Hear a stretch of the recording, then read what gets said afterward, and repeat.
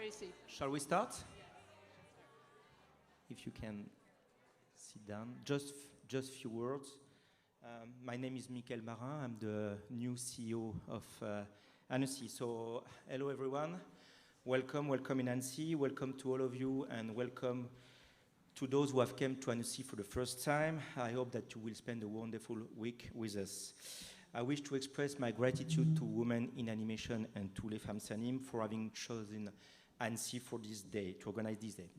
Change is on the way, and we'll do everything we can do to help and be a leader for this issue. It was our commitment by signing the Charter 50/50 and awarding the MIFA Animation Industry Award last year to Women in Animation. Being an important festival today does not mean having a good programming or a good number of attendees. A festival in the 21st century must be more inclusive, must promote parity, and must make everyone feel in her or his different part of the community. So thanks for pushing us to be a better festival. Have a nice day and have a great week in Annecy. Thank you.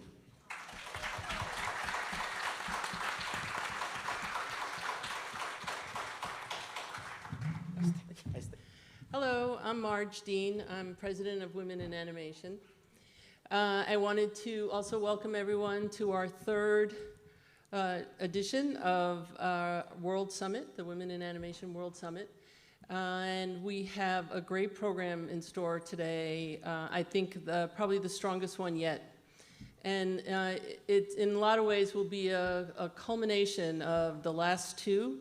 And hopefully we'll come out at the end of the day with some really concrete things that we're all committed to doing to really influence the industry and help us hit 50-50 by 2025. And there'll be some valuable information and insights, so I hope you all can stay with us for most of the day, because at every point there is another really interesting panel or another really interesting presentation or discussion. So have a great day, learn a lot, and have some fun.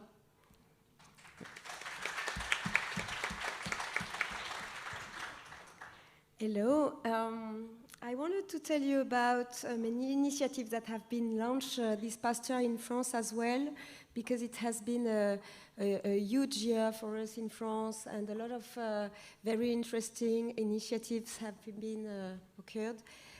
Among them, the amazingly active movement 50/50 in 2020, battling for equality and inclusion in cinema, challenging our public institutions as well as private entities, professional unions, festivals, etc. I don't know if Judith Nora is here, she's representing this association. LFA supports this movement, which initiated last year the Chart of Equality that was signed by Annecy, but signed also by all the A-list festivals worldwide, which is a big achievement. And another huge achievement last January in France, the CNC here introduced a new subsidy bonus for movies with women in key roles, like directors, director of animations, head of storyboards, things like that, both for live action and animated movies at the same time, which was huge for us this year.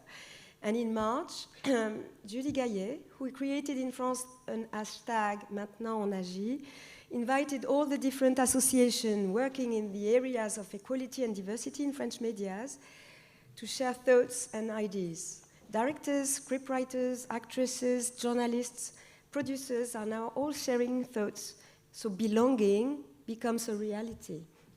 Let's hope, but it starts. Julie Gaillet will be with us this afternoon because she is member of the jury here at Annecy this year. So we believe things are changing, and we are now seeing the first results, and we are very happy. I wanted to tell you also that LFA and its partners, CNC, Cube, Cyber Group, Frogbox, Micros, SACD, SPFA, Timto, and 22D, are happy this year to invite you after the summit for a concert in the Chill Out Lounge by a girl called Léonie Pernet. She's a very engaged French electropop woman singer, she has a group, so it's a group, who is also involved in an active movement of women musicians, because it changed everywhere. So, and also don't forget our breakfast each morning at the Chill Lounge this year for the first year as well at 8:30 in the Chill Out zone that are open for everyone, discussing women in Annecy. So have a good day. Bye-bye. So we're going to kick things off with Julianne Cromit.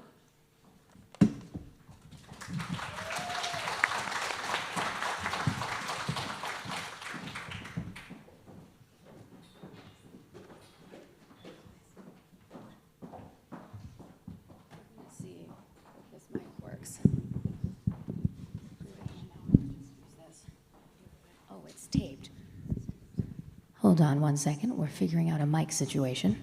Pick the whole thing up. There we go. Improvise. There you go. Bam. We're improvising this morning. Good morning, everybody. Oh, you can do better than that, Annecy. Good morning, everybody. Ah, there we go. Much better. By the way, everybody who's in the back, we have a ton of seats here in the front. We're going to go ahead and ignore these signs for right now. So if you want to move up, please feel free to do so. Come on up. The front row is open. I promise I won't bite anybody. Come on up. There you go. Great. So if you've been here in some years past, you've heard me speak before. And every year, I try to talk about a different theme that we're reflecting on for the day. As people get settled, how many of you were here last year? Great. And then the year before that, for our first one? Oh, great. Growing each year. Christine, quick question. Where is the clicker? Do we have one? Thank you, love. So this year's theme is the theme of belonging. And if you'll recall in previous years, thank you so much, love. If you'll recall in previous years, all right, hold on. Click. There's me. We discussed about the theme of unconscious bias and diversity. Then we talked about the theme of inclusion. And now we're talking about the theme of belonging. All of these ideas are actually interconnected. We've done this purposefully so that we can think about all the different angles in which we actually make change. And we actually move the needle forward when it comes to gender equity and really when it comes to representation overall. A little bit about me. So there's my fun slide. For those of you who don't know me, my day job is that I lead diversity and inclusion for the Walt Disney Studios out of Burbank, California. Yeah, woo! My responsibility is around market, people, and culture. So the content we make, who makes them, how do we look internally, and then how are we building a culture of inclusion every day? And then my job with WIA is that I serve as the lead on inclusion, and I'm WIA's secretary, serving on the executive committee as well as the board, with an incredible organization that we are now 4,200 members strong, Marge? 4,200 members strong. And a little bit about my own personal background. I was born in San Juan, Puerto Rico. Yes, I also speak Spanish. It's my first language. Whoa. I was raised outside of Atlanta, Georgia, and have lived in California now for over a decade. I am a proud Boricua and Cubana. My mom is also Cuban. And I wear my Latinidad, as I like to say, on a daily basis. And I always like to identify myself because I think it's important that we all actually see each other and hear each other for all the different identities that we are. So I'm going to do a little recap on the previous themes, unconscious bias, diversity, inclusion, and then introduce this new theme of belonging to set us up right into the USC research report with the incomparable Dr. Stacy Smith and Dr. Kate Pieper.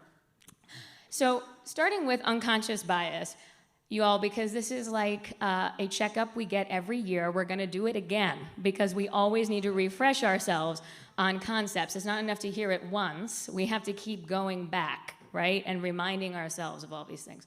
So let's remember the definition of unconscious bias.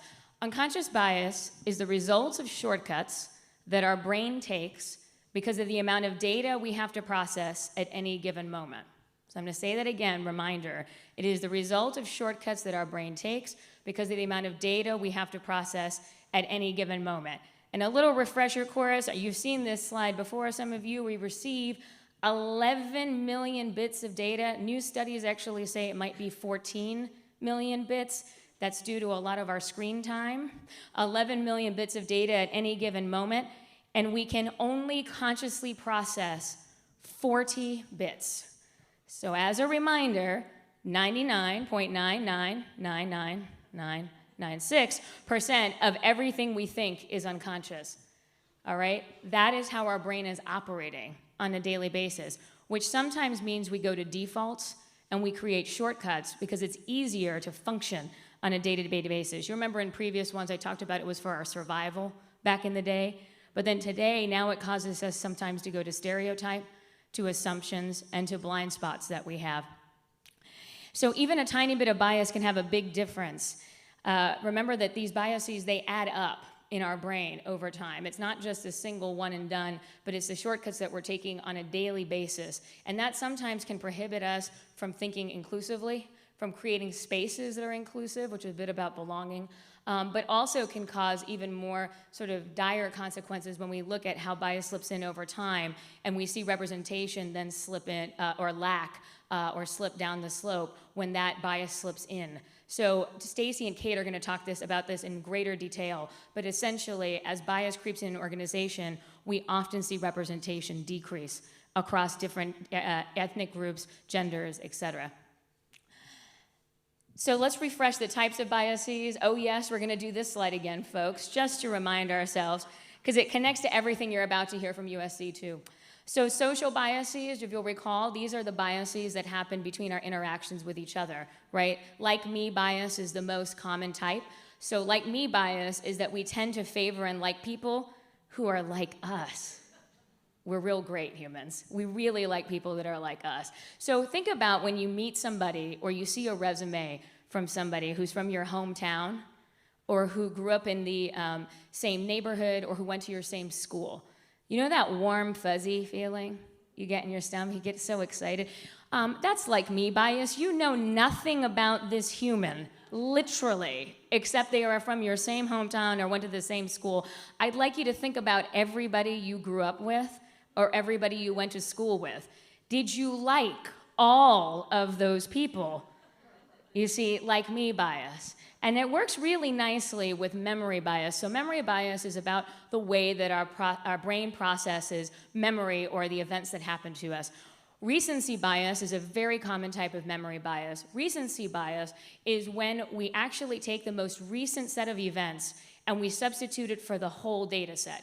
So a clear example of that is, you know, when you're doing either a performance review on somebody, or you're maybe thinking about giving somebody a promotion, or maybe bringing somebody over to your team, you might think about the most recent interaction with that person, as opposed to maybe the last year of interaction or 2 years of interaction. That's recency bias. Now think about if you had a really negative interaction recently with somebody, and they are not like you. You have just double sort of negated somebody simply by those two elements.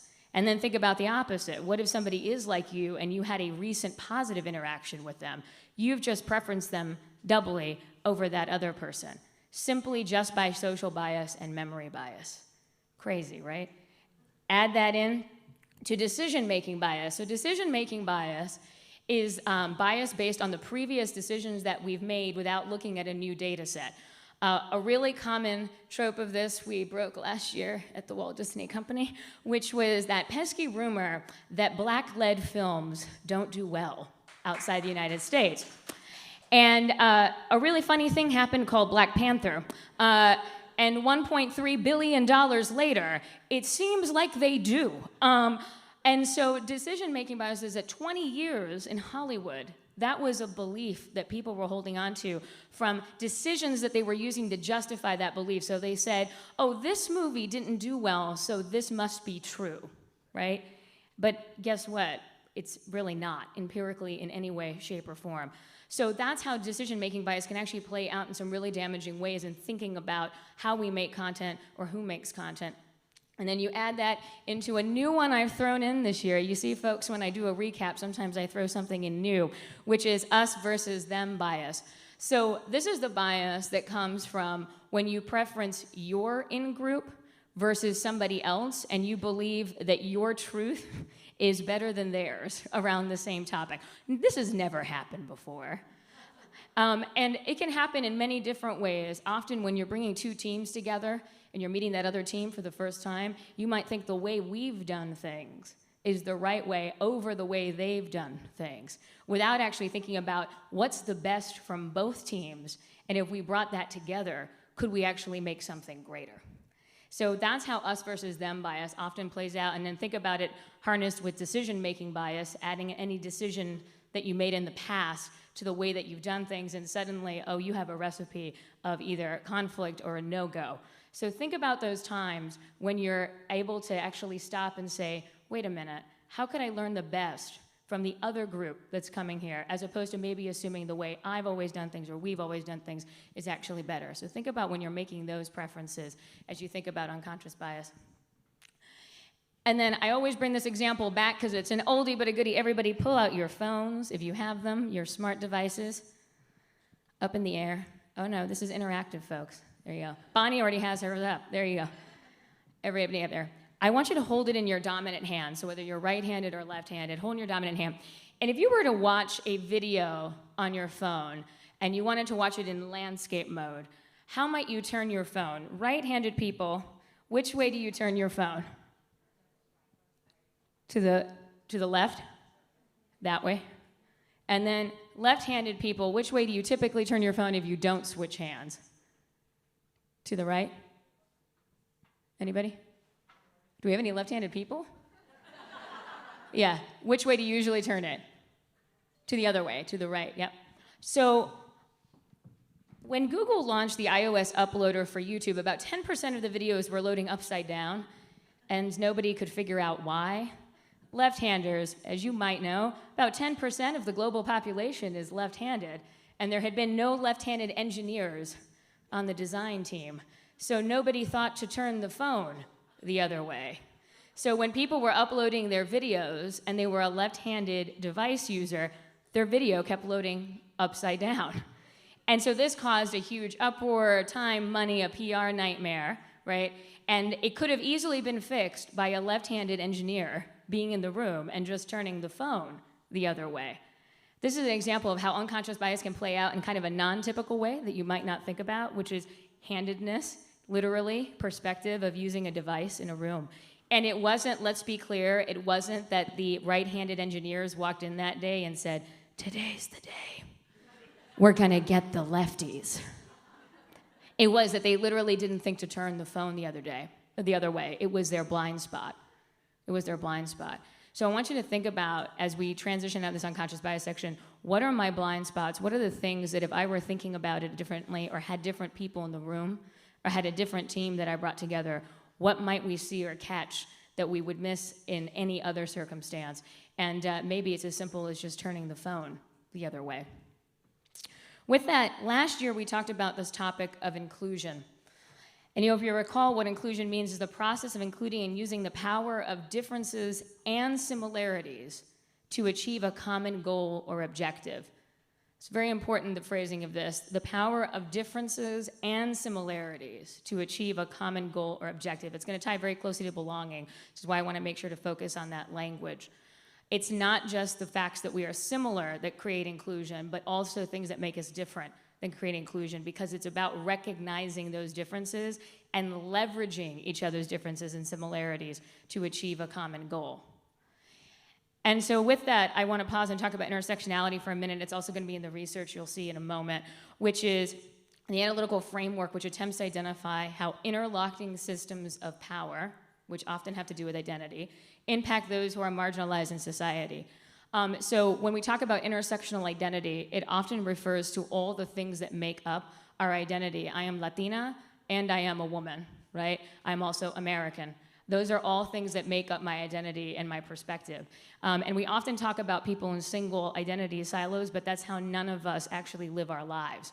So when we think about intersection and we think about inclusion, It's about thinking about all the different types of perspective that somebody is bringing to the table, and then leveraging, again, the power of the similarities and differences between us to get to a better and more common goal.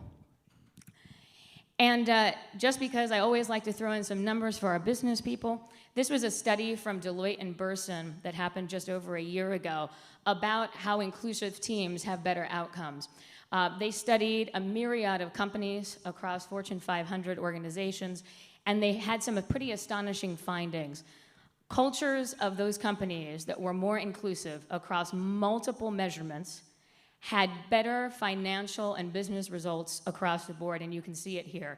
6 times more likely to be innovative, 6 times more likely to be agile and be able to pivot with change, 3 times more likely to be high performing, 8 times more likely to have better business outcomes overall. Think about that, 8 times more likely, and 2 times more likely to meet or exceed financial targets. So the idea of bringing all perspectives together and creating an environment where those perspectives were allowed to thrive created more business, i.e. more money, for all of those organizations. So it's not just because we all feel good and warm and fuzzy and we're advocates here for women in animation, but this has real business underpinnings and undertones into what can happen when you actually build an environment that's inclusive, that actually considers for all those forms of identity. And this is a new one, again, because I like to throw new things in here, folks, is an example of what inclusive design means when you think about it applied to a particular space or a particular idea. So what does it mean when I talk about inclusion, but actually design applied to design, or the way that you think about the world?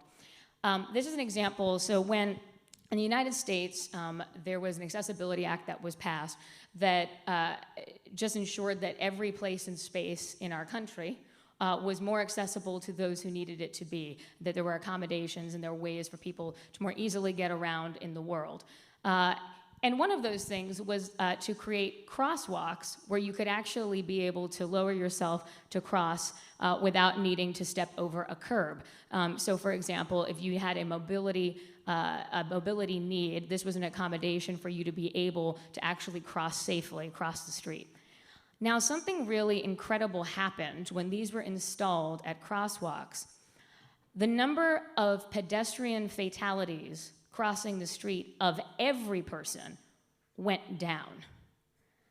And you wonder why. So when you're not paying attention and you get to a corner and it goes down as opposed to staying the same, it's your cue that you are at an intersection and you stop. So every person, because now this cue existed of the sidewalk going down, actually started stopping more, and we saved human lives. And this is what happens when you actually think about inclusive design theory, is that when you actually design something for the most affected group of people, for the people that actually needed that design change the most, you actually make it better for the whole. And in this case, it actually saved all lives, not just the ones who needed that mobility access. And I think that's an incredible application of when you think about what inclusion can really do. It's not even just about our day-to-day, but it could have real-world consequences, ones that actually make our society better and actually, as I was saying, increase that bottom line in multiple ways. So as you're thinking about how can I restructure my team or think about the ways in which I approach my art on a daily basis, something to think about is this sidewalk design. What could I be doing that actually is going to make it better for a most affected group of people, but then actually make it better for the whole? And with that, this comes really nicely into the topic of belonging, which is today's topic.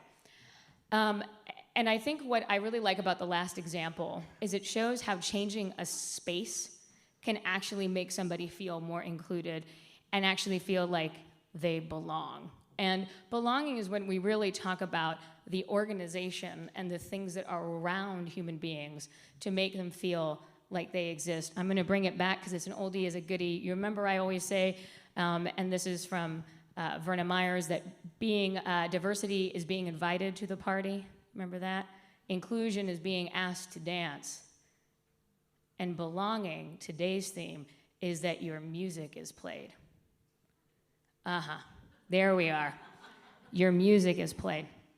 And so when we think about the spaces and places that we live in, that's why I love that sidewalk example, it's about that the music is being played. So the minute somebody walks into a space, the way that it is organized, acted, and actually exists makes people feel like they are seen and heard immediately. That's what we're talking about today. And you see why we couldn't start there. We couldn't start you on belonging. That would be like, whoa, huh? But we had to start you on being invited, being asked to dance. And now, today, we're at that place, right, of your music being played. So with that, I'm going to go through a definition and a few examples of what I mean by that, and hopefully it will start to illuminate and share some ideas as we get into the data. So what does belonging mean? Workplace belongingness is the extent to which the individual feels personally accepted, respected, included, and supported by others in the organizational environment. So acceptance, respect, inclusion, and support. Again, you see why we had to do inclusion last year. It's critical in how you think about belonging. So how is the spaces and places we are designing make it so people feel accepted, respected, included, and supported? So I'm going to use a few examples from a couple of different angles. This one is from the hiring practices angle. So as you're thinking about hiring, whether in your organization, your team, or you yourself are going in and interviewing, there are many things you can think about that actually start to already project an environment of belonging, even before somebody has joined the organization or that you yourself have decided, am I going to join the organization? And one of those things is when you look at job descriptions can often have coded language in them. And what I mean by that, it's been studied that when certain phrases that are coded male often are in job descriptions, women won't apply for the job. In tech, some of the words that have been highlighted are wizard and magician as places. I mean, I'm not a magician during my day job, so I feel like that's a bit odd, but magician and wizard were languages or words that were used in different job descriptions, and it was turning off women even from applying. The other pesky thing is women do this funny thing where if we don't meet all the requirements in a job description, we often don't apply for the role. Men, when they read a job description, will apply for the role when they meet, about 60% of what's in the job description. And so when you think about something as simple as that, a job posting, think about what language is being involved, and also think about, are you listing just the very core criteria of what needs to be done in the job? Nothing additional, just the core criteria. Thinking about those very basic things start to make people feel like they belong even as they're just applying for the job. Or if you're the candidate, doesn't that make you feel like, I can actually be a part of this place? Another thing to do is actually state your intention around inclusion at the very top of any job posting or in places where people can find information about you or about your organization so that they know your values right up top. So those are just a few examples you think about hiring practices.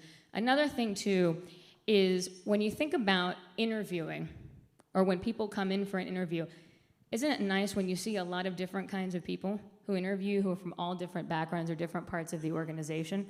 Really important as you're setting up interviews or you yourself are being interviewed is to ask and or already have given to you a diverse slate of individuals that can actually show you the 360 of what the organization looks and feels like. So you start to actually not only see yourself, but actually see the diversity of what's available within the organization. That's another way that you can create belonging right away. Another thing to think about, remember I talked about physical spaces with the sidewalk, is actually how is your space decorated, your office environment actually decorated, that creates a sense of what we call ambient belonging. And I know because I'm laughing because I know Stacy's gonna talk about this. I know.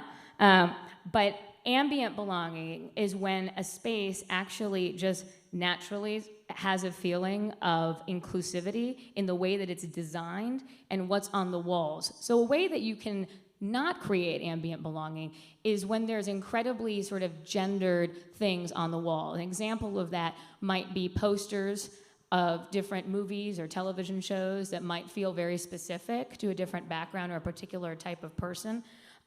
Another way is actually the physical space itself. You know, we were just talking about the sidewalks actually having accessibility. If a space itself actually feels more accessible to folks in a really like tangible, real way, that can make you feel included right away. If, for example, you need to get around in a different way or in a way that's unique to you. So those are just ways of thinking about what does it mean when I'm bringing somebody in an organization and I'm existing in an organization. And then this is something we can all do every day because we're all in meetings at some point during the day probably, whether it's creative meetings, business meetings, whatever it might be in your day-to-day. And I like to use this example. It's from Glenn Mazzara. Anybody here a fan of The Walking Dead?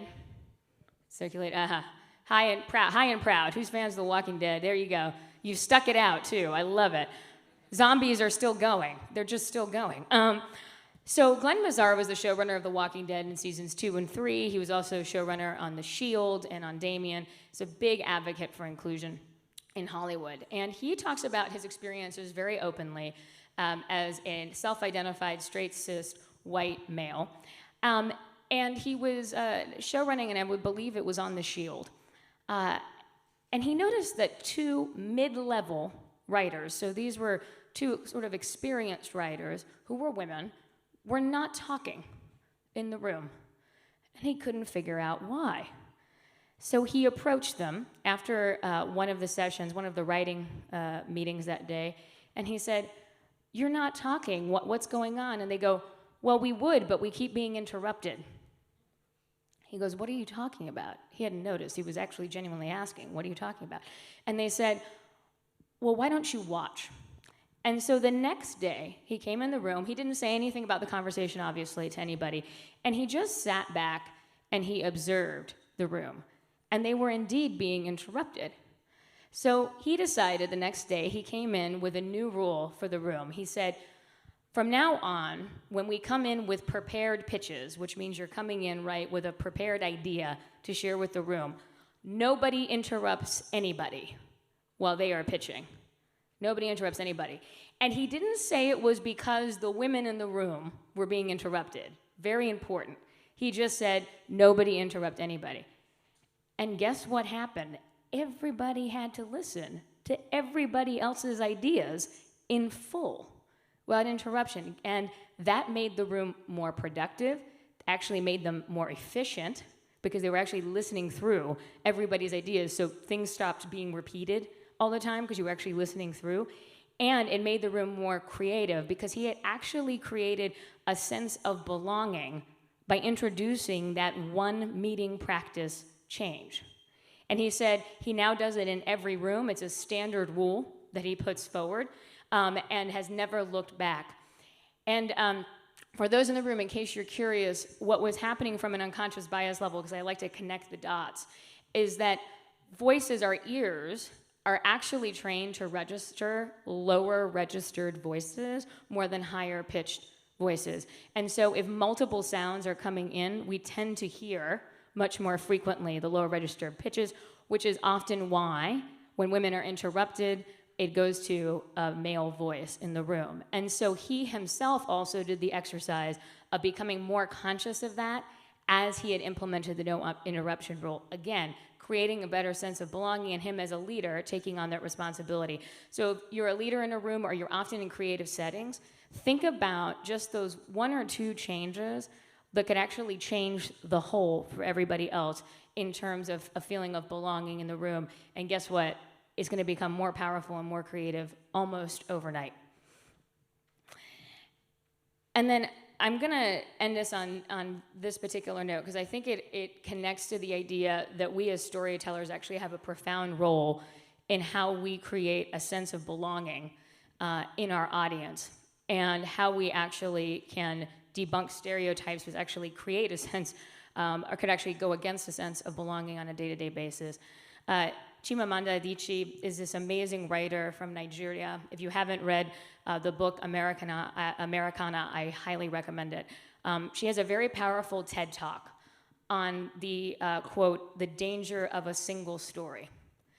And the idea is that for the longest time, because of power and access and many other things, we only know the single narratives that are told to us either by our family, by the media we create and consume, and by the stereotypes therein. And it's not necessarily anybody's fault, in a sense, that we have those single stories, but it is necessarily our responsibility to think about them in a different way. So when we're together in a room and we're trying to create a sense of belonging, it's really hard when we often only have a single narrative about each other and about where you're from and who you are and what you might be about and the assumptions we might make about people, right? One I get a lot is because I also speak Spanish, but I have no accent in English. People often say something like, "How is your English so good?" Or, "Why don't you have an accent?" Without understanding that people can be multilingual, right, and not necessarily have an accent in any particular language. But for that person, the only representation they know of a Latin person is that they have a heavy accent. That's the only single story they know.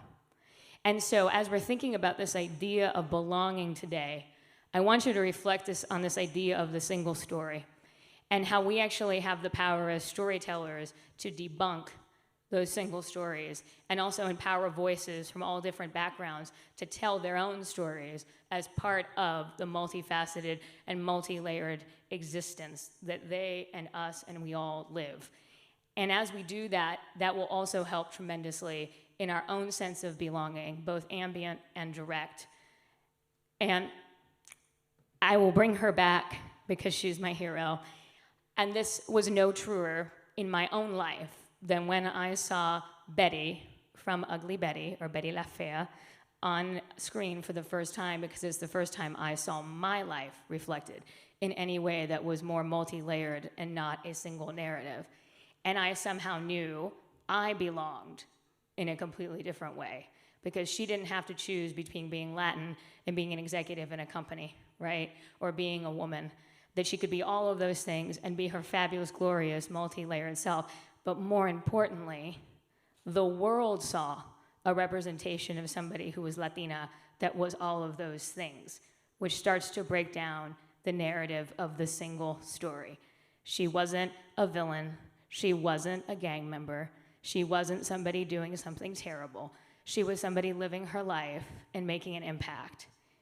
And so when we think about the idea of belonging, again, please reflect on the idea of the single narrative and how we can start to break what those narratives mean. Because in the long run, that's really what we have to do, so we start to understand each other in all those multi-layered and multifaceted ways. And more importantly, not just for yourself, but for all the people who don't have the other narratives yet on what your existence is like. And with that quick recap, unconscious bias, the result of shortcuts that our brain takes because of the amount of data we have to process at any given moment, diversity being invited to the party, inclusion being asked to dance, and belonging that your music is played. And I should add, and that you can boogie, which is my little addition. And with that today, with the single narrative, what will you commit to doing after today in your work or in your organization, and how can we help you achieve that? We're here to be your partner throughout all of this. That's why we're here every year and why we keep reflecting on all the different topics and ideas to get us there. So throughout today, again, continue to reflect on the power and the destruction of a single narrative and how we can change that. And then what can you do to make that impact so that we can all start to feel a deeper sense of belonging? And with that, I'm going to introduce our next speakers. Please.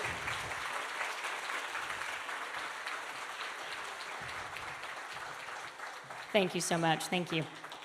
I have the pleasure of introducing two great friends. Stacey, are you going to come up first, or you're coming up together? Oh, I love it. Okay, so I will introduce two great friends and partners in change and inclusion in the industry. Dr. Stacey Smith is the founder and director of the Annenberg Inclusion Initiative at USC, the University of Southern California, the leading global think tank studying inequality in media. Dr. Smith's groundbreaking research examines inclusion which is gender, race, ethnicity, the LGBTQ community, people with disabilities, and mental health across film, TV, and digital platforms, the music industry, and film criticism. Beyond research, Dr. Smith crafts compelling and innovative solutions to entertainment's inequality. Recently, in partnership with Time's Up, Tessa Thompson, and others, she launched the 4% Challenge. She was deemed one of the Hollywood Reporter's 50 Agents of Change just about a month and a half ago. Dr. Stacy Smith.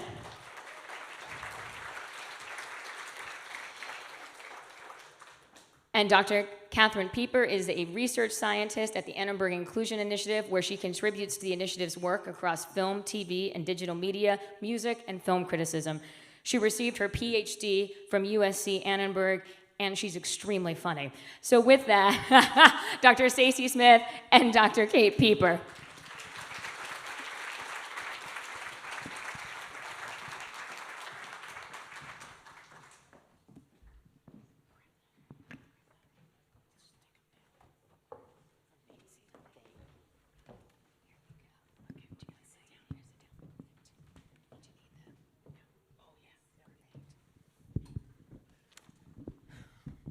It's always an unenviable task to follow Julianne Cromit. Was that not amazing?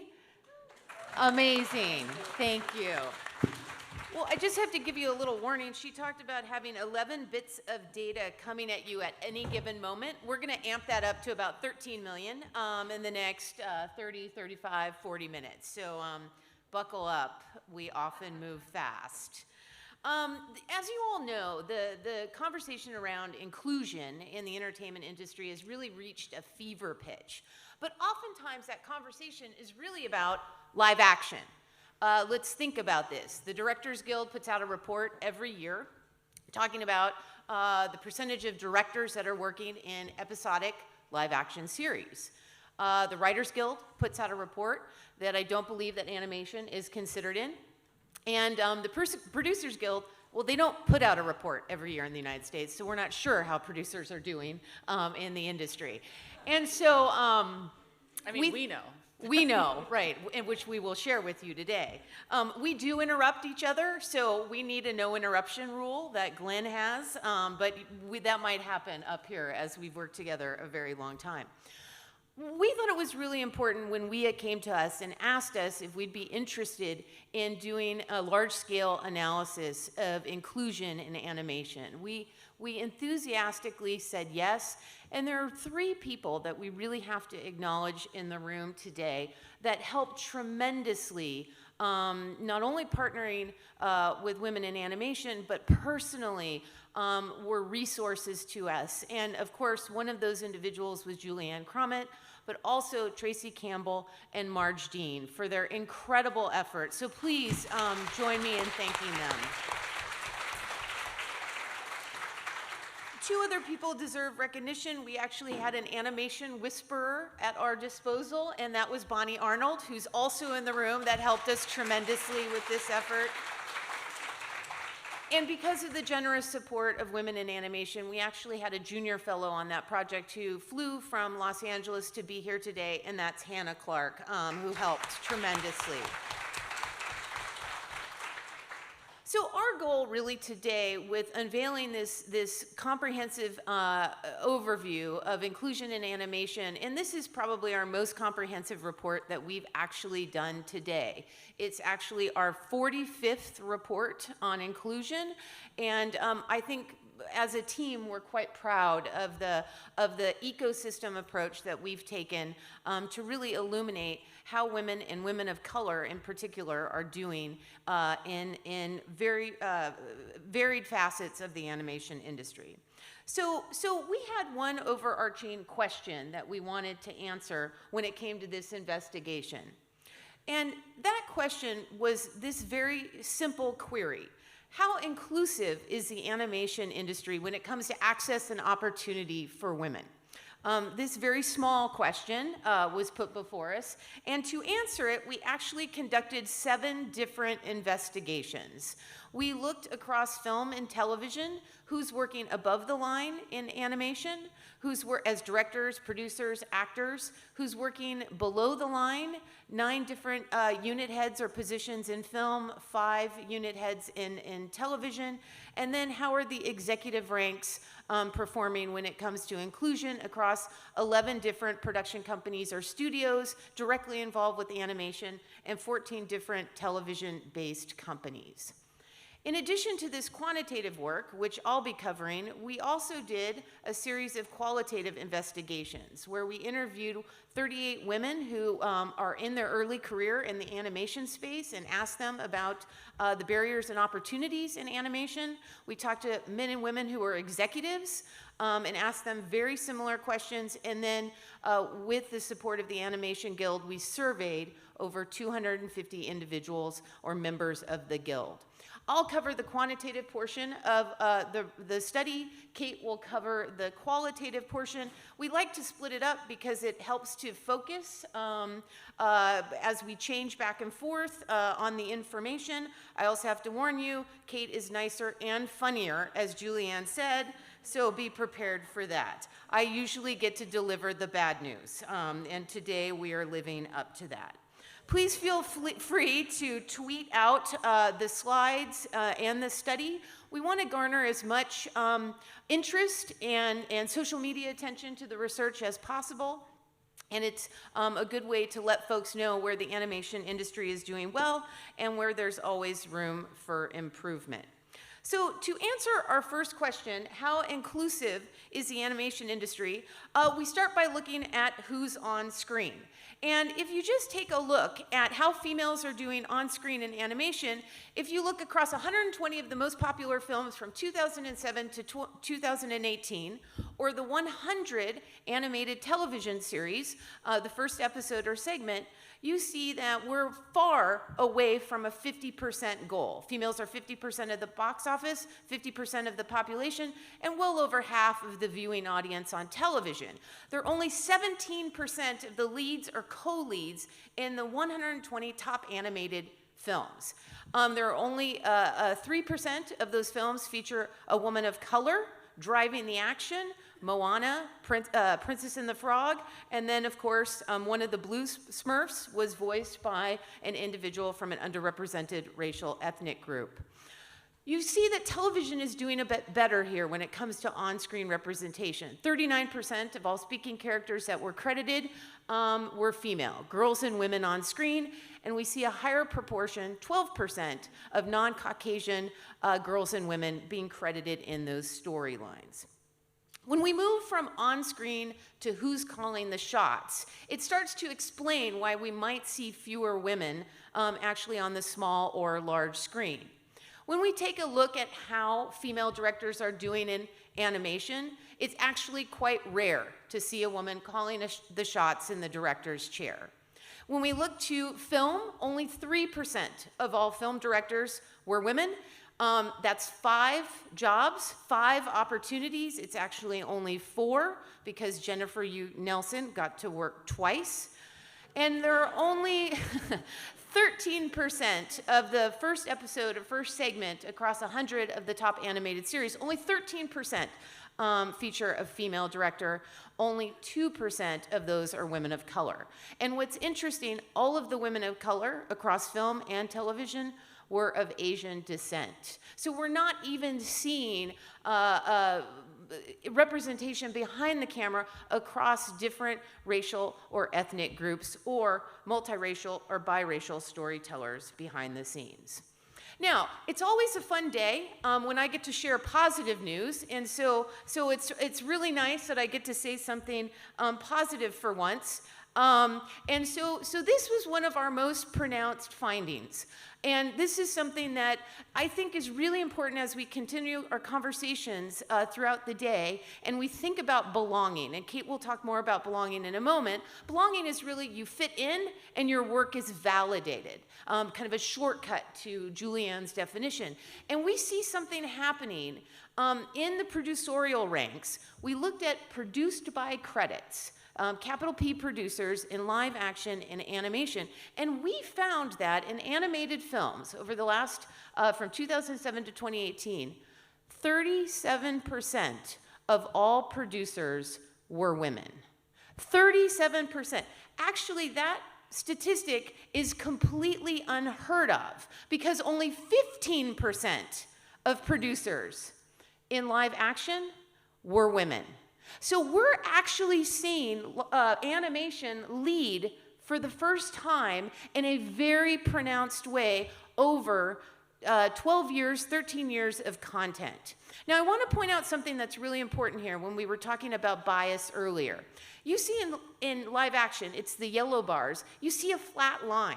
There's really no change, which suggests that implicit and explicit biases are operating in terms of who's getting opportunities to produce in live action films. But in animation, you actually see a curvilinear trend. You see increases followed by decreases, followed by increases, which is really important because it illuminates that women are getting access and opportunity, because this is typically the pattern you should see when there is less bias involved in decision making. There's one other really important point to this slide. The lows for animation, 12%, 22%, 26%, 31%, they're increasing over time. So what's going on in organizations when it comes to diversity, inclusion, and belonging? Something is working really well to ensure that women are in these positions. And Kate's going to talk about one of the reasons why, particularly from an unconscious bias perspective, this might be happening and how we might need to course correct, not only within the producerial ranks, but how this affects the executive ranks and directing as well. One last point, very few women are getting women of color are getting the opportunity to produce, whether it's in live action or in the animation spaces. And given the changes, particularly in the US, regarding Gen Z, the most diverse workforce that we've seen thus far, these patterns are very behind when it comes to thinking who's in decision making and can affect the product of a feature film or a television show. Now, when we think about television, we see that producers aren't doing quite as well. 17 to 20% of executive producers, co-executive producers, or created, developed by credits are held by women, very few women of color. And we see them at the producerial level again, but not the top decision-making capacity or role. And so there's room in television, again, to really think, how do you strategize and thrust women into those positions? What are the barriers that they're facing, which Kate will address in just a few minutes, to get them into those more prestigious positions. Now, as we move from directing and producing, it becomes important to also think about below the line. And so looking at the last 5 years of animated content, or the top 52 films, we see that there's very few women in film that are getting the opportunities as unit heads or in key roles behind the camera. It ranges anywhere from 2%, the head of layout, all the way up to 21%, the head of lighting. And so there's a real, I think, opportunity here to think critically about where women are falling out in the pipeline, which we'll illuminate in just a few minutes. More problematically, we see women of color in multiple positions not filling any of the key roles, or only between 3 and 6% of all of these unit head or department head positions working below the line. Now, interestingly, television is a bit better below the line. And we see here a range from 11% as a low, lead storyboard artists, all the way up to story editors, which are about 28% of those key positions. Again, women of color, anywhere from 1% to 13%. So if we really think about a target goal of about 50%, whether it's directing, producing, below the line in film or below the line in television, we see a real disconnect between population norms, audience norms, and hiring practices in film and television. Now, another interesting area to think about is who's at the pinnacle of power. And this is literally the most exciting slide, I think, in my career that I ever get. I was shocked, and I would swear if this wasn't live streamed, from what I understand it is, so I won't use profanity. But this I've never seen before. And it gets back to this point of there is something happening in animation. There's inclusion and belonging. And for different reasons, we might see these numbers, a variety of reasons, but we have never seen this before, and I want you to focus specifically on the column from film. We took a look at all of the executive ranks across 11 companies in film, 14 companies in television, and we ranked the executives from presidents, chief creative officers, and chief executive officers all the way to the VP level and in the director level, but the director level isn't on this slide. And what you can see in film is that for the first time, 50% of the most prestigious positions running this particular portion of the entertainment industry are filled with women. Animation, good job.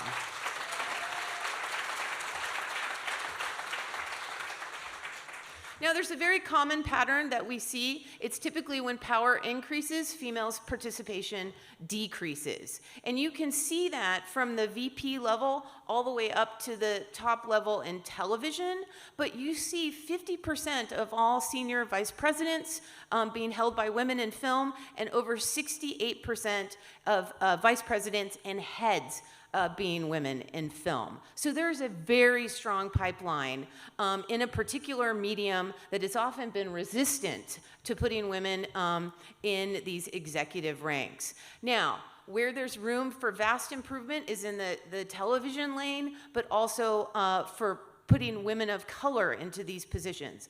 Only out of the 23 women of color who are executives across both film and television, all but 2 were at the SVP level or below. So a lot of these numbers really pertain to Caucasian women, again, not reflecting the reality of the audience and consumers, and so room for much improvement. Now, as we move from the executive ranks, we need to start thinking about the pipeline, and we're going to think about the pipeline in a couple of ways. The first, I don't have a slide, but I want to present the information. One of the things that we did that was really important, we wanted to know what was going on in animation programs in the United States. So we surveyed the top 6 animation programs, USC, UCLA, Ringling, SVA, Rhode Island, and CalArts.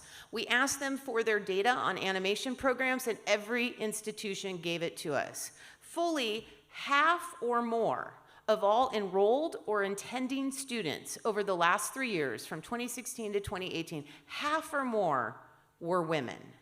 And in particular, in 2016, 65% of all those enrolled or attending, 65% were women in 2016, and in 2018, it was 69%.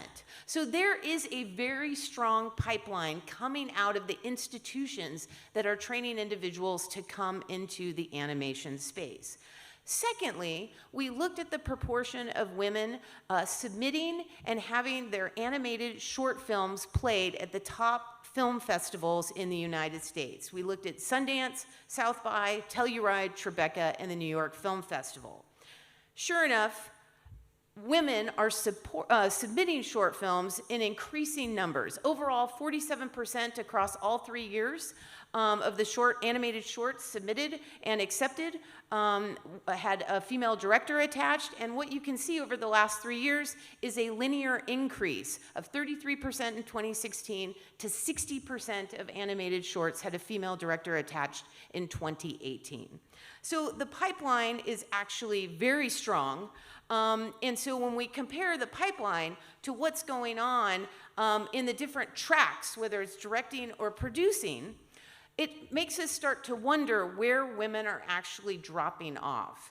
And my last slide really illuminates, we're moving from about 2/3 in the animated program space in schools, about half of all shorts that are animated have a female director attached, And then the pipeline for directing in features really illuminates. We have 3% directors across 120 animated features from 2007 to 2018. Only 7 to 9% of the key roles or unit heads leading to directing. We've lost the women. They're not in the unit head positions. They're not having access and opportunity. And if you look at storyboard, the story department, and animation, we see that we're down to less than a fifth in these particular gatekeeping positions or the path to directing in features. So overall, in summing up all this information, we see strong producing numbers, particularly in film, producing in television, strong executive ranks data in film, with work to be done for women of color and in the television ranks, but directing, on screen, and below the line, there's much work to be done, and it seems as if inclusion and belonging are a real problem for retention, access, and opportunity for women in this particular space. So we asked our second major question: what explains the lack of women in the animation industry?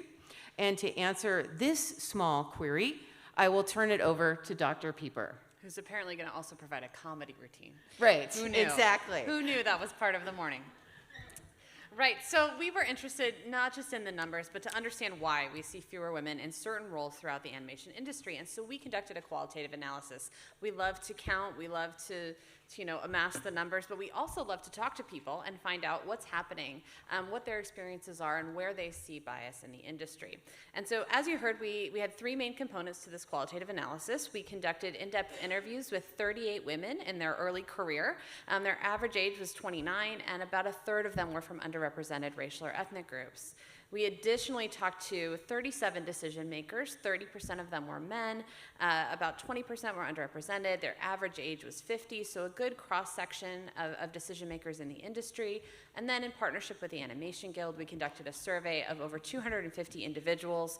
Almost half of them were men, about a third of them, again, were underrepresented, and their average age was around 43. So we actually had the opportunity to hear from a lot of different voices working in animation about some of the things that are happening in the industry and where they see issues for women in moving up in career paths. And what we did was we asked three main questions that we'll talk about. We gave people data. It was really important to us that we ground the questions that we asked in the actual statistics. So we told them how many directors had worked over the last 12 years, and we said, why are there so few female directors? And then we listened to what they had to say. We asked them, we gave them data, and we said, comparatively, why are there so many more female producers than directors?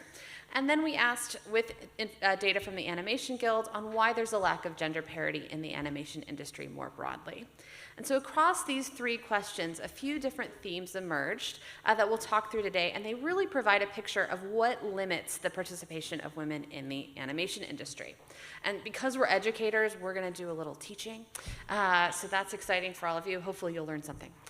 So the first major theme that emerged is this idea that women are hampered by homophily. And so we like to use the research-based terms, but this is, homophily really just means what Julianne told you about before, which is this like-me bias, the tendency for people to form relationships with those who are alike on some salient characteristics. So whether it's gender or race or the place where you went to university, those might be characteristics that people use to form relationships. We like people who are like us. And when we asked about directors, people told us that there's a masculine culture in animation. And it was important to us to talk about this, not with the term that people typically use, which is the idea of the boys' club, right? But to talk about the social biases and the processes that actually limit women's participation, rather than just to defer to the idea that, it's a boys' club, who knows what that means. And what they told us was that when we asked about directors, about half of the women that we talked to, about a third of the decision makers, and about a quarter of the guild members said that there's a male-dominated culture that's perpetuated in animation and that prevents women from working in leadership. When we asked more broadly about employment generally, we heard the same thing from a little over a third of the early career women, about 20% of the decision makers, and about a third of the guild members. And as an example, we heard that men in charge give jobs to people they feel comfortable with, typically other men, and they don't see women as capable leaders. And so this was really evocative to us of this male preference and culture that exists in animation. And the reason that this is so important is when we start to think about belonging, we know that stereotypical environments, right, environments in which people don't feel a sense of belonging, can reduce interest and perceptions in the career itself. So if women walk into a space where they feel that they don't see women who are like them, where they experience stereotypical role models or a lack of what's called ambient belonging, it can reduce the perception that they're even interested in going into the field or that they'll be successful. And so you'll see attrition as a result. We also know that greater attention to environmental cues are paid by women when they anticipate feeling what's called a social identity threat. So in one experiment, when they told women they were about to interact with a sexist man, they devoted more attention to looking for those environmental cues than to the task that they were supposed to do. And so this is really important because if you think about what people are supposed to do at their jobs, it's their job. Right? You want them to show up and do the tasks that are assigned or given to them, not to be scanning the environment for potential cues that they might be under some sort of social identity threat. So the work product can actually be affected by the environments where people work. And so one thing that we also heard in this description across all three of the samples was that the historical legacy of the animation industry plays a role in the culture that exists today. They talked about the ink and paint model, the 9 old men, right? And that's important, but again, we want to make sure that people are comparing with what's happening now in the present and looking at the progress that needs to be made from here forward rather than looking back. And it's possible that the male-skewed environments actually create feelings of the lack of belonging in women. About 18% of the women we talked to said that the male-dominated culture that they were in actually created a personal barrier for their careers. The second thing that we found is that women are viewed as less valuable. So when we asked about directors, we heard that the way that women are perceived, they're perceived to lack experience, they're perceived as risky, they're perceived as less competent in the directing role.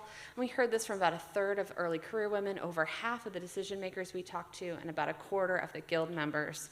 And we said, they told us that that women don't move into these directing roles because people feel that they're a risk, and that what makes people feel comfortable is sort of deferring to what's come before.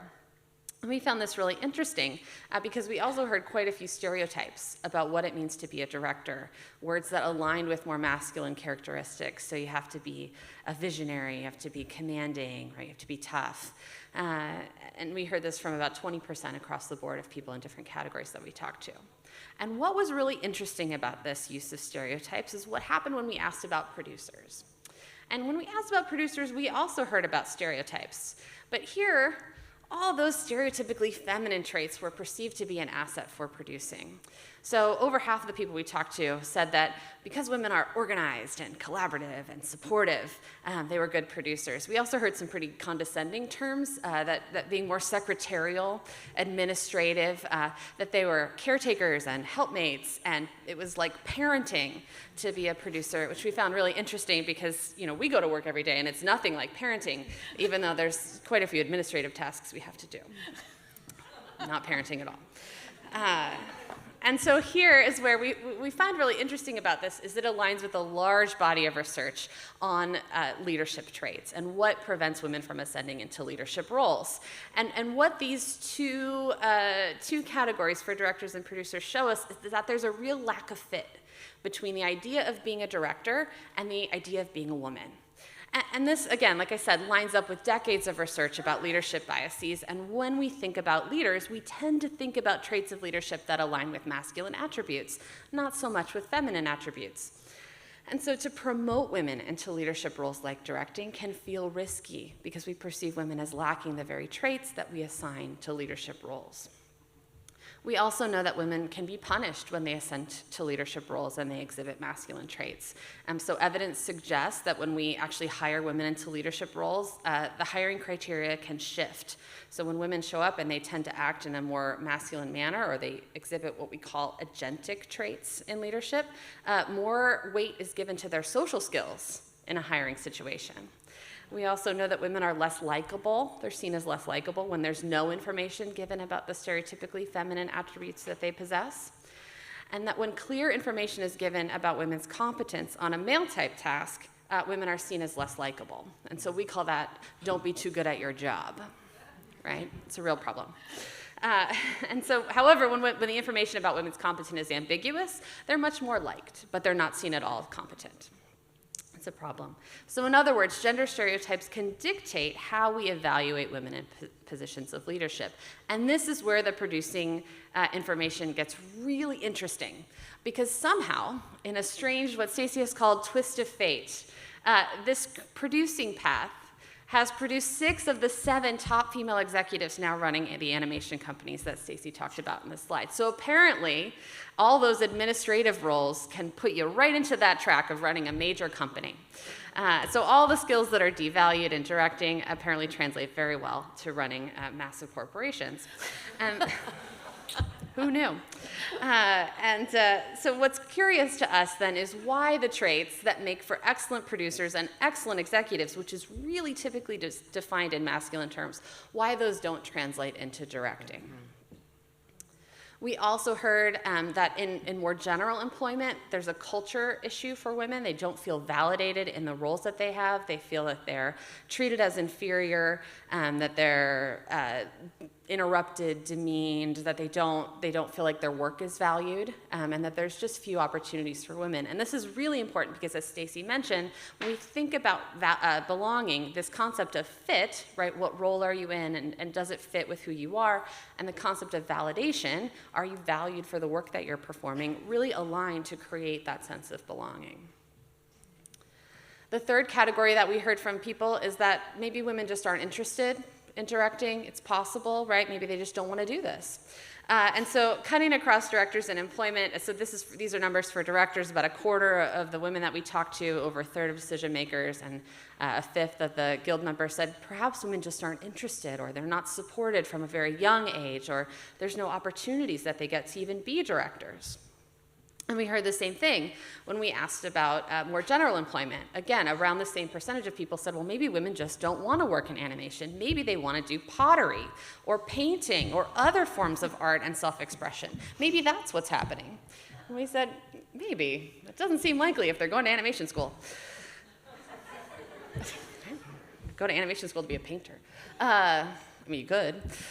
So what prevents women from disclosing, right? There's a few different things from research that we know. We know that women anticipate or experience backlash when they self-promote. Mm-hmm. We know that stereotypical environments, as we talked about before, can reduce women's interest or perceived success.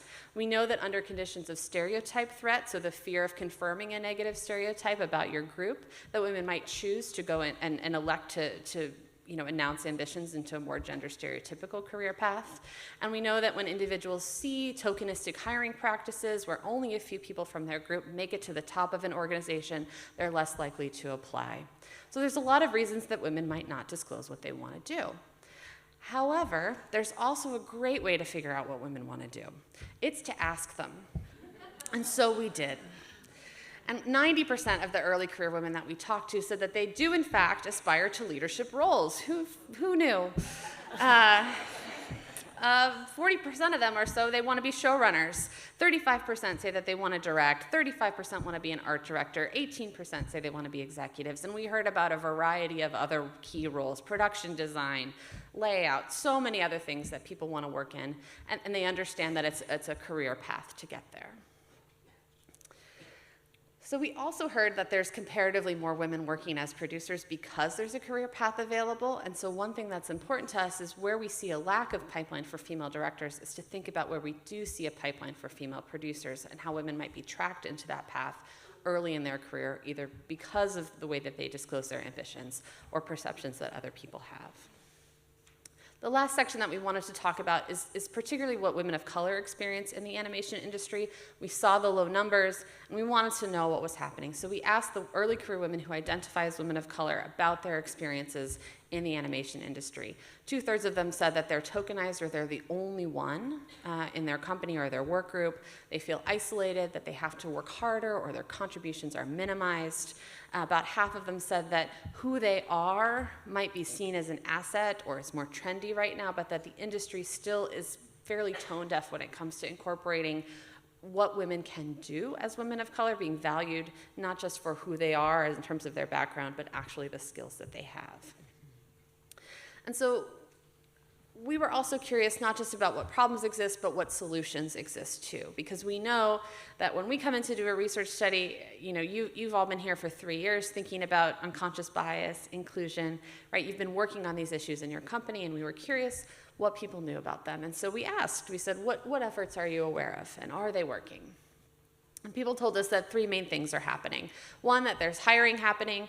People are being hired into different roles. They know about this. They're aware of it, which is great, because part of the solution to this is hiring.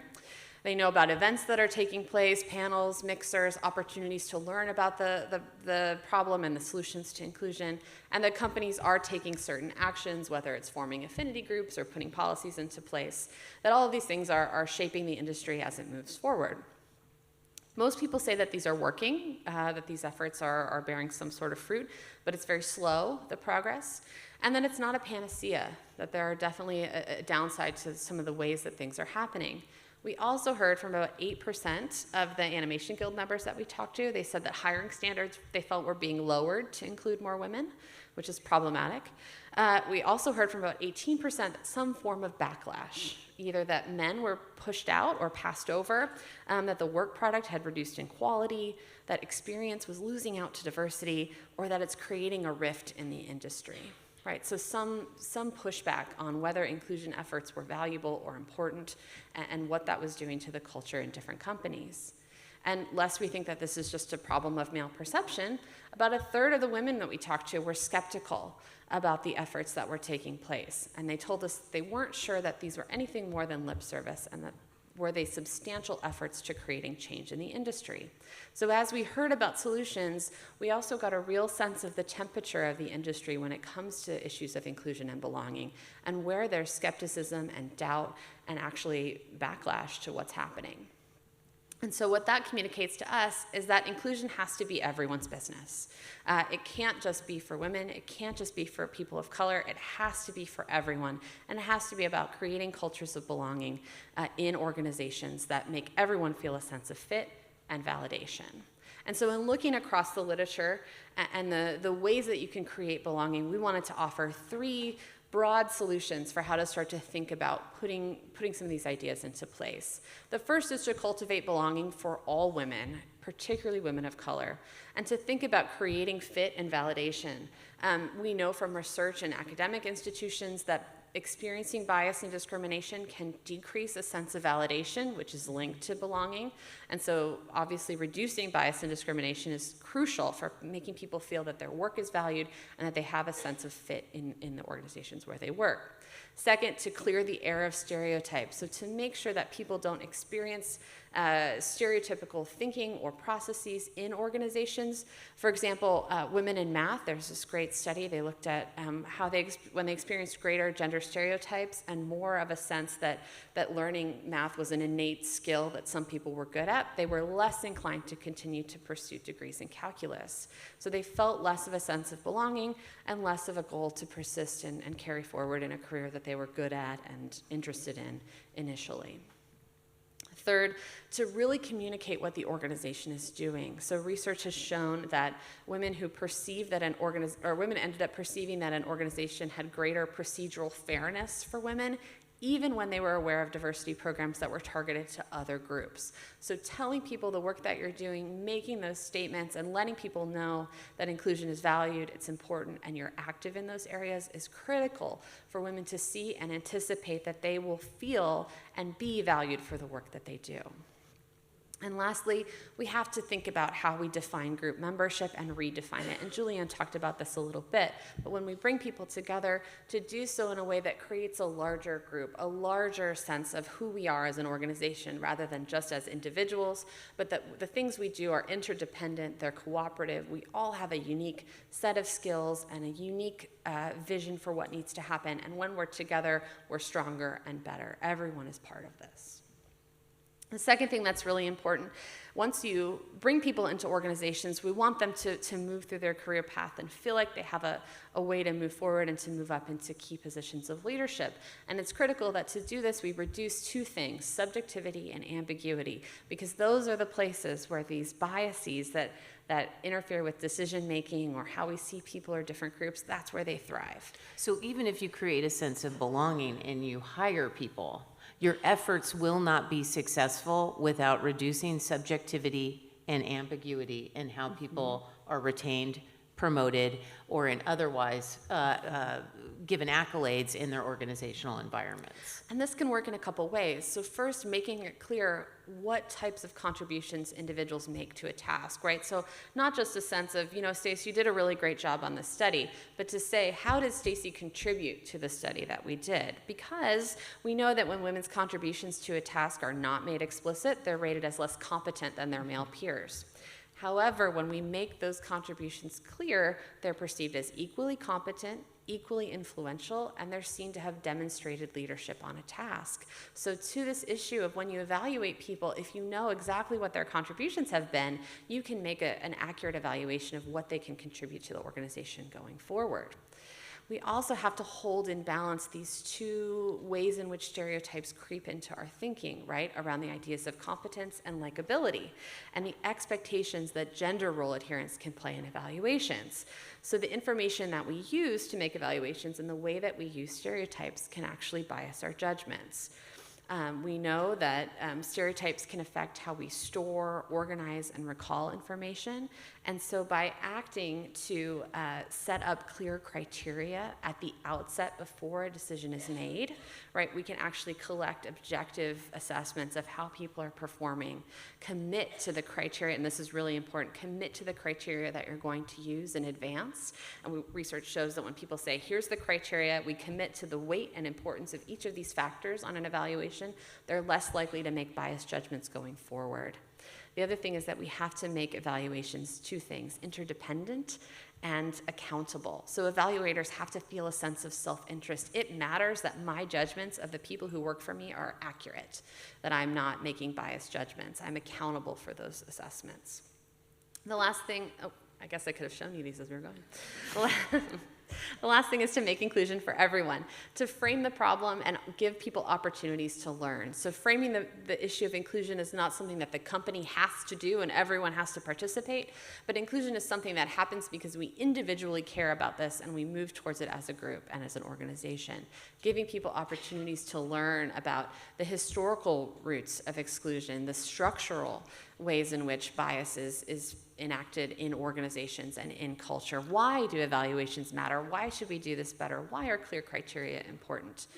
We also have to provide opportunities for interaction between groups in ways that are structured to reduce anxiety that people might feel about saying the wrong thing, doing the wrong thing, right, in these interactions. And lastly, to really evaluate how the pipeline of individuals entering this industry are engaged and the ways that it's being messaged. Because we know two things are happening. We know that Generation Z is coming. There are people who are born in 1995 or later. They're the most diverse generation, and they care deeply about issues of diversity and inclusion. And if they're not present, if inclusion and belonging are not present in organizations, it's going to be a turnoff. So there's a workforce crisis coming. These people who are entering the industry, who are about to walk through your doors, if the organizations that you work for aren't sensitive to these issues, they're going to turn around and walk right back out. The second thing is that we have to hold in balance this message that we're sending to people who are right now don't feel like they're included in organizations. So we know that over time, individuals, particularly men, perceive that anti-male bias is increasing, particularly if they're politically conservative, as we talk about in the US.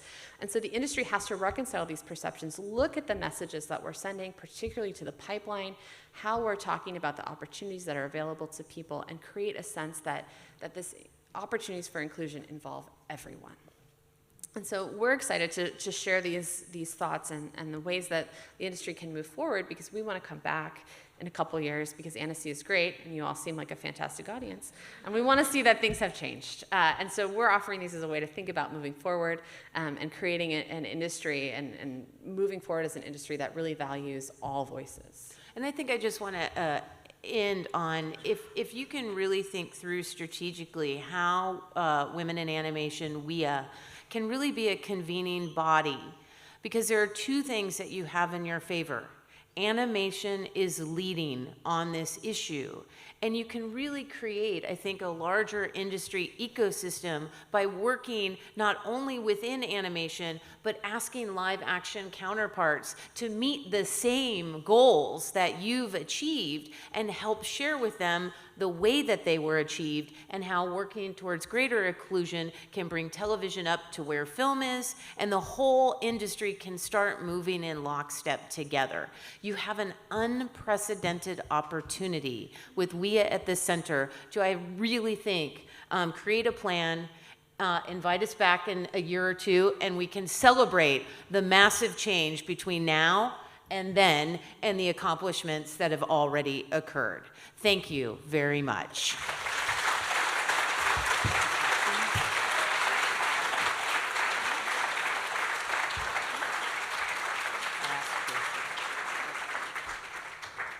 Is there time for questions? Oh, okay, great. Who might have a question? Oh, right in the front.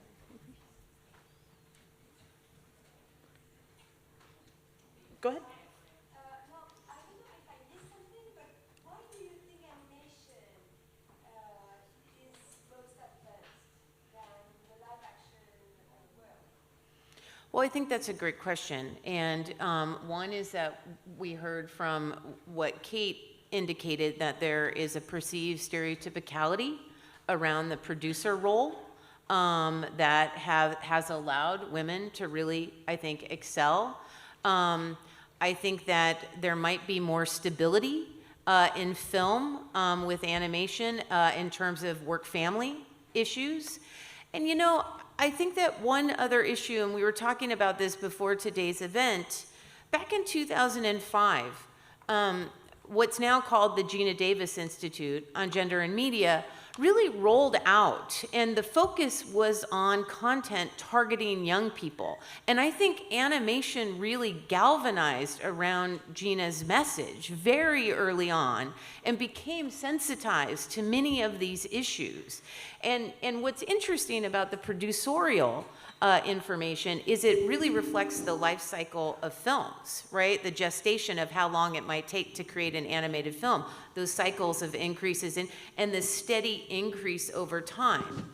I think some of the changes in the executive ranks had to do with some of the crises that the industry has faced over the last year and a half. And so it's never one factor, but I think it's a confluence of factors and almost the stability of the animation workforce vis-a-vis live action.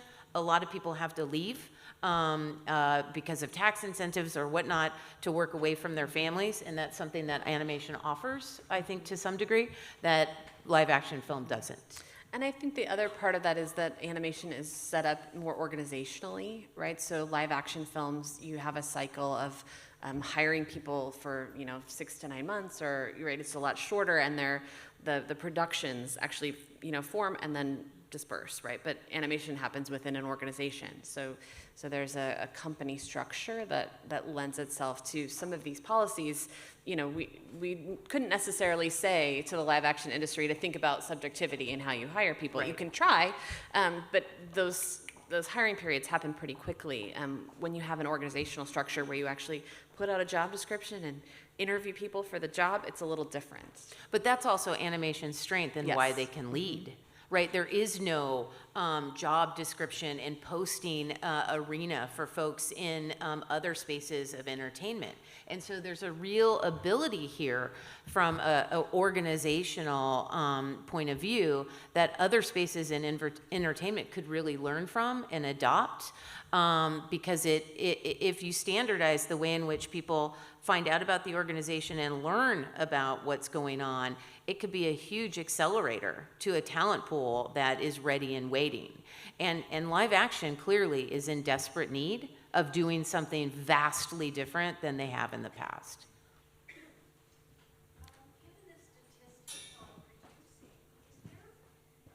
Given the statistics on producing in animation, is there an inherent problem with women hiring women? Well, I think that there's always an inherent problem.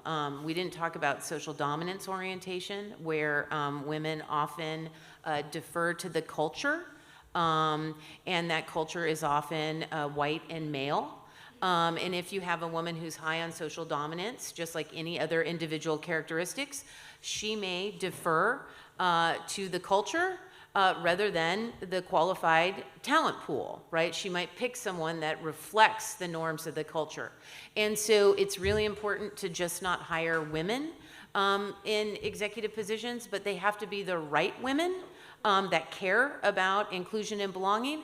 Or if you have a woman high on social exclusion or social dominance, giving them clear criteria actually reduces the likelihood that they just replicate the current structure, and that criteria can then facilitate inclusivity in their decision making. So there's a way to counter when women don't support, but women are absolutely part of this problem, right? Because if women truly, to Julianne's point, had a like me bias, these numbers would be vastly different. But folks are in a culture that has valued a very different point of view, and women often hold that exact same position. So given the numbers at the top then, I mean, how can that be addressed in sort of working with those that are in positions that can hire women to try and change that culture? Right, I think that's a fantastic question, and that's where we get into the need to really think about how we evaluate people, the traits or the criteria that are necessary to bring people into different roles. And one thing that we heard about and we didn't put on the slide is this idea that women get tracked into producing instead of into the roles that lead to directing, right? And so for women at the top to really take a look at what are the tracks that people are following and the low numbers in that pipeline to directing. How do you bring more women into the story department, into the animation departments? Those can be priorities, right? To think about what criteria really makes someone good at storytelling, what makes someone good at animation. Are there objective ways we can evaluate talent? Are there objective ways that we can set criteria for promotions? And we know that in animation, and we've heard this over the last couple of weeks, that there's, or well, months, that there's a culture of sort of waiting in line, waiting for your turn, right? But how do we set this across the industry so everyone knows what's expected, right? To move into these positions, here's what you have to accomplish to do this, and then help these women at the top to think about how to put that throughout the organization. So there's a clear ladder for people to climb and a way for them to move forward into these roles of influence. Secondly, too, I think those numbers are relatively new, right? So we have to give these women time at the top to really roll out their leadership plan over the next 12, 18, 24 months. And so I don't think that there's been enough time, but I would love to say, okay, this is one point in time. What does their hiring look like moving forward? Because if they're just hiring white men, then the larger community should be holding them accountable for their decision making, because there can't only be white men that are capable, talented. I mean, how many, 7 billion people on this planet, and you have 6% of leadership roles going to women in television. That's a lack of really understanding the audience, right? There's a disconnect that shareholders should be crying out for and audience should be crying out for. So I think, it would be great to have all these women come together and really understand that they are in a power position that I don't think we've ever seen before, and how can animation lead, really understanding the biases that they may or may not be aware of, particularly when it comes to subjectivity and ambiguity.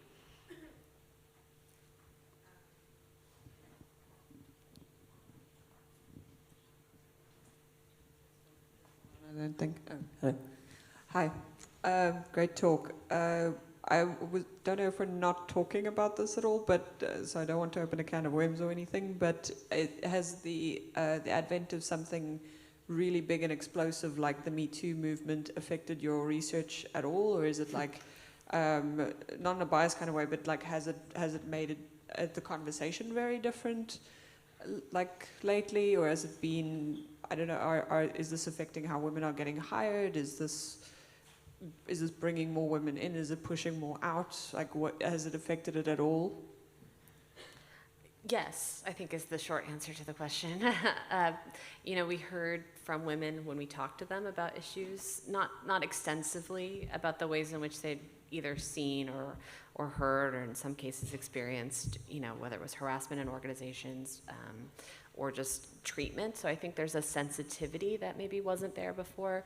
And I think really what has happened is that women they feel they have more of a voice to share some of these things, right? So, and that's hugely important. And I think to Stacey's point, building up over the last, decade or so of work, right? Socializing people to the problem that women are not only outnumbered, right, and now increasing to the point where they can say, "Is being outnumbered also means we're treated in some really problematic ways." That has been a huge part of this evolution to get to be on this stage today, right? You don't start out with a study and say, what are the barriers, right? People have to be sensitized to understanding what it might mean for women in organizations to experience this particular, form of treatment. So I think it's been hugely important. We heard about, the ripple effects that, different things have had on the industry and the ways that people are more sensitized to it. It's interesting too, we do yearly reports on the industry, and 2018 was the first time that we saw change in the industry.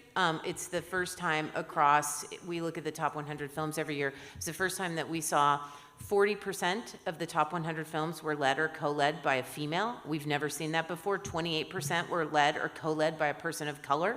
We've never seen that before. Women over 45 were on screen, doubled what they were the year before. We have not seen that before. 11% of all films featured a woman of color. Typically it's 3 or 4 per year.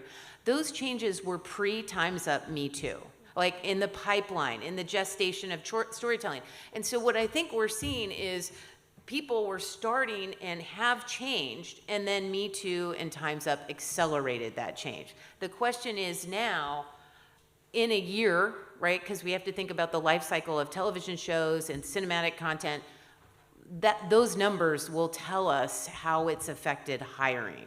I think on our end, it's given us access to people we might not have had access to pre-Me Too Time's Up.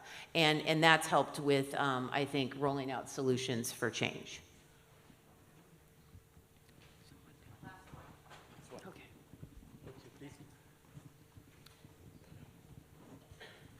Hi. So in your pipeline problems of women actually getting from 18 and 16% from story and animation into the 3% of directors, did you do a study on what becoming a mother does to affect those numbers, and how the studios have or haven't done anything to support that, like daycare, on-site daycares, cheaper daycare, that kind of stuff? Well, we typically ask questions about issues pertaining to work-family, or we evaluate if they come up in the responses. And we've been doing this for several years, both in the independent space and now this large-scale study on animation. We actually don't hear this as a barrier that's top of mind for women. If they've made a commitment to be on a particular track, they've made a commitment, whether it's a director, a producer, et cetera. However, we know 2 things can solve this problem. Cluster hires, where you bring people in at a particular level all together, and fast tracking to the executive ranks, in addition to some of the things that you mentioned. And so it's curious to us that we don't hear more about that, whether it's flexibility in work schedule or issues of daycare or family leave. But I think the career women that we've spoken with over the years, if they've made that decision, they're going to do it independent, and their life is set up in a way to support that. And it's interesting because people often don't like to hear that answer because there are so many issues within these companies that need to be solved when it comes to these particular issues for men and women. Great. Thank you very much. Yes, thank you.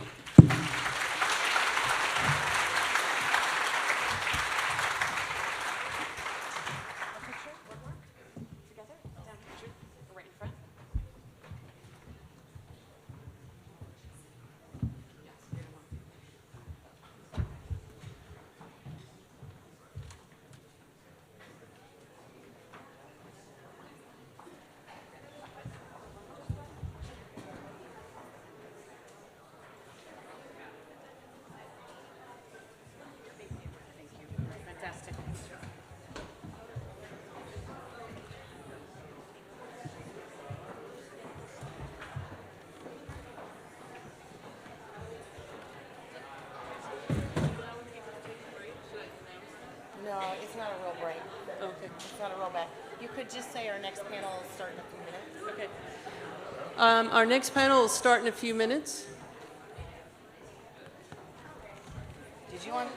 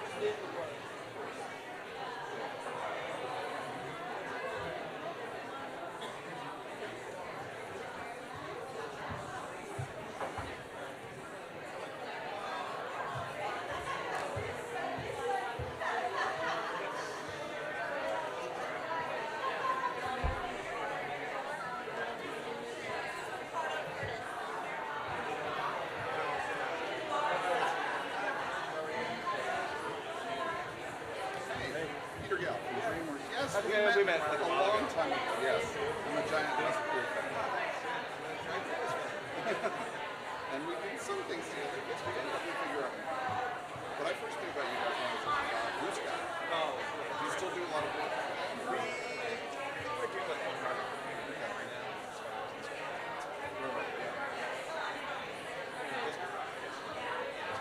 So we want Michael and changed things? Is it the spring? Yeah, they moved back. is Michael out there and Eamon? Can we get Michael and Eamon up here on the stage?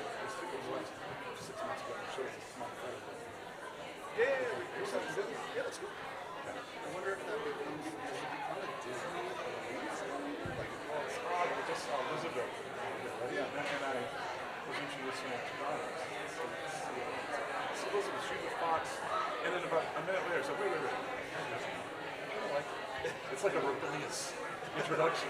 Still a pop. She said, I don't know how to. Nobody's told them they have different business cards or work for different companies.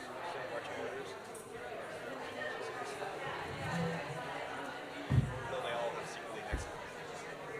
Yeah.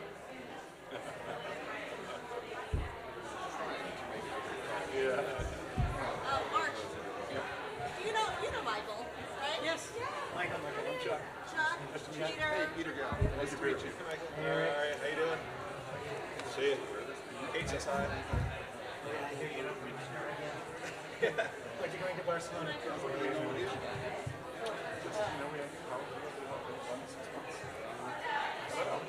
Yeah, and then everyone's One more person is supposed to be here.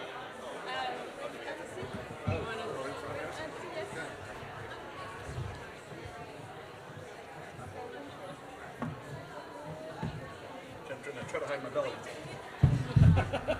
I can't do this. I have to do this. No side poses. Yeah, no side poses. I would say I look good in the morning in the mirror, but then. Well, then I'm trying to be taller. Yeah.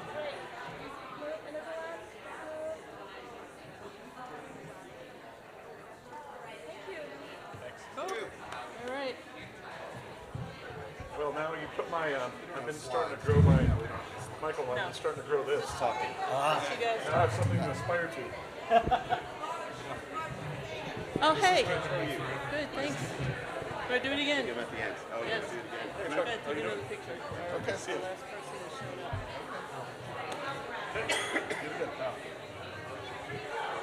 We just Photoshop the end, right?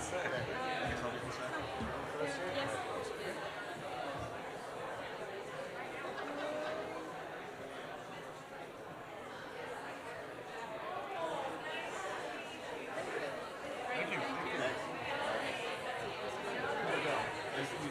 Let's get rocking. Yeah, that's right. We're mentors. You gonna do? All right. Let's tell you up here. Sure. Yes, ma'am. Okay, we're going to get started. Yeah.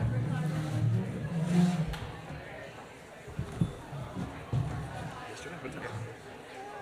Yeah, around like 2. We sleep half the day.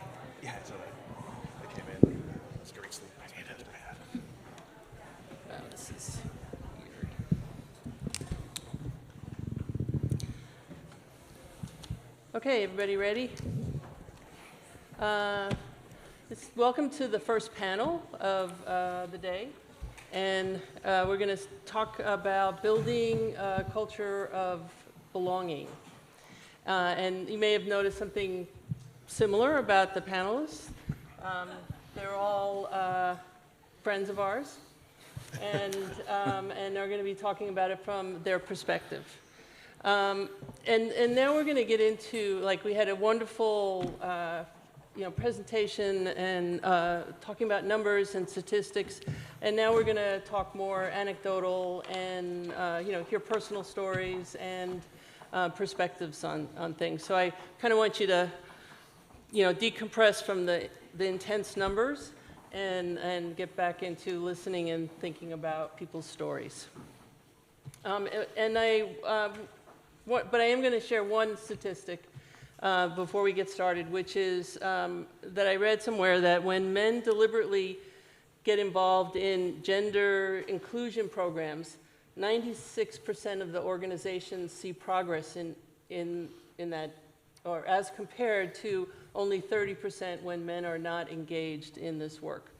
So it's a really, I think, startling number for us to think about and to realize the critical importance of having the support of everybody, in particular of our male friends, in the work that we're doing and trying to create a community of belonging and diversity and inclusion. So one of the first things, though, that I think we need to talk about is the engagement of men in this work. And in private life, many men, in fact, pretty much everybody I know, will say, they support gender parity, they really believe in it, and yet are not necessarily speaking of it publicly or advocating for it in the workplace. And I think it's an important question for us to explore and to think about. And it seems like that men are in some ways unsure of how they should be engaged in this work or can be engaged, or what would that look like, and a reluctance to ask about it. And so today what I'm hoping that we'll do is that we can help and show what some of those, what that might look like, what are some of the possibilities of how men can be engaged in this work as well. So let's introduce you guys. And we'll just start with you. Just tell folks who you are, and where you work, what you do. Okay, I'm Peter Gall. I'm the Chief Creative Officer of DreamWorks Animation for television. And I am lucky enough to oversee an incredible creative team that produces about 23 shows now for a range of different networks and buyers and streamers. And we have about, I think, 850 people right now working out of our studio in Glendale. I'm Michael Fukushima. The short form is up on the screen there. I'm, in addition to studio head, I'm the executive producer of the English Animation Studio at the National Film Board of Canada. The NFB is a Canadian governmental agency, so I am in fact a Canadian federal civil servant. Yep. We primarily produce auteur short form animation and long-form feature documentary at the National Film Board. My name is Ricardo Curtis. I'm the president and co-founder of House of Cool. We are an independent boutique animation studio that specializes in pre-production for feature film and television. I'm the kind of creative head, and we've been around 15 years. We mainly service larger studios like the Disneys and Sonys and Foxes of the world. Hi, everybody. My name's Chuck Peel, and until I met Michael, I thought I had a good goatee. I've got something to work for. I head up strategic partnerships for a company called Real Effects Animation Studios. We're about 25 years old. We started in Dallas, Texas. Not really the hotbed of entertainment, but we decided we're going to make animated feature films one day. And 25 years later, we've got a studio up in Montreal, so we put that in about, say, just over a year ago. About 240 people in Montreal, about 150 people in Dallas, and then we have a studio also in Hollywood, which is smaller. We do some of the front end there. We also do all of our original development. So glad to be here and glad to be part of the conversation. Hi, I'm Eamon Butler. I'm the Director of Animation at Cinesite. There's two sides to our business. We do visual effects for live action films, and more recently we've gotten into the world of feature animation films. I'm also a partner in the company, which means I get to have a say in how we do things and how it's run. I'm also directing our first IP film, due out next year, so it's an unusual position. We have two feature animation facilities, one in Montreal and another one in Vancouver, where we're just finishing Adam's Family this year. Cool. Okay, if that's it, thanks. So I'm going to just, throw out questions and let you guys respond to them in no particular order if you feel inspired. And you don't have to answer every question, and so we'll just see how this goes. So going back to talking about engagement, I'd love to hear from you, why is it important to you personally? Is gender parity important to you personally? And I really want to sort of bystep the, women in your life who are important and you see that this is affecting them. I'd really like you to try to talk about how it impacts you personally and directly. So why is this an important issue? I mean, I can honestly say I think we've never seen a more competitive time in the animation business. There are so many places trying to produce so much, and I think it's a matter, one issue is just being as competitive as possible. We want the best people working in our studio, and if you're not looking at the entire workforce and if you're not trying to find the very best people, regardless of gender, then I don't think we're doing a very good job. So just straight competitive purposes, I think it's really important. Yeah, from my perspective, given my face and given my name, accessibility into the industry has been crucial. It's been part of every day of my professional life and my academic life leading up to this. So I know firsthand how crucial access, inclusion, and a sense of belonging, creating a sense of belonging is to any individual's success. So for me, it is, it's not about the women in my life, but it's entirely about me. And I have benefited from the results of that, so for me, it's crucially important that I do the same. I think for my studio, just inclusion is important to us, just based on how we're built. The owners of the company and me, I'm black, and my partner, he's Chinese. So that's just part of how we're built. But there is also, just like Peter's saying, a competitive advantage. So we deal mainly in pre-production, which is in story and design, things like that. So if we are making films that are only for white males, then sure, we should just only hire white males in that case. But we're not doing that. We're making films for everybody, so it makes sense to have everybody represented. I guess, Peter, I'm going to go with you on that. As an independent studio, we still watch every dollar. We're not a big animation studio with endless amounts of access to funds, and when we started the company, it was the difference between feast and famine a lot. So every decision that we had to make as a studio, whether it's buying a piece of equipment or a new location or a project that we were working on, but most importantly, the people that we were trying to recruit and bring to our studio was super important for us. Those were the investments that we had to make, and our philosophy was try to retain the talent. I think we, not too long ago, saw an average tenure of 10 to 15 years out of our Dallas studio, because what we were trying to do is create a place of belonging, a place that people would be and not want to leave. And we tried to translate that up into Montreal. But for us, I'd say that, when it comes to gender parity, it's just good business. And it's good business for the right reason, which makes it twice as good. And it's a great business choice for us because it brings unique perspectives, different ways of looking at things. And we've continued that as we've evolved up into Montreal as well. So I would say that, probably if I said it in one line and quit talking so much, it would be good business decisions for the right reason. So. I think it takes many hands to make a film, and there's never been more films in production. And it just, you know, there's a huge appetite for feature animated films, but we're all competing for that talent. And I think the broader that talent base is, the better it is for all of us. That's number one.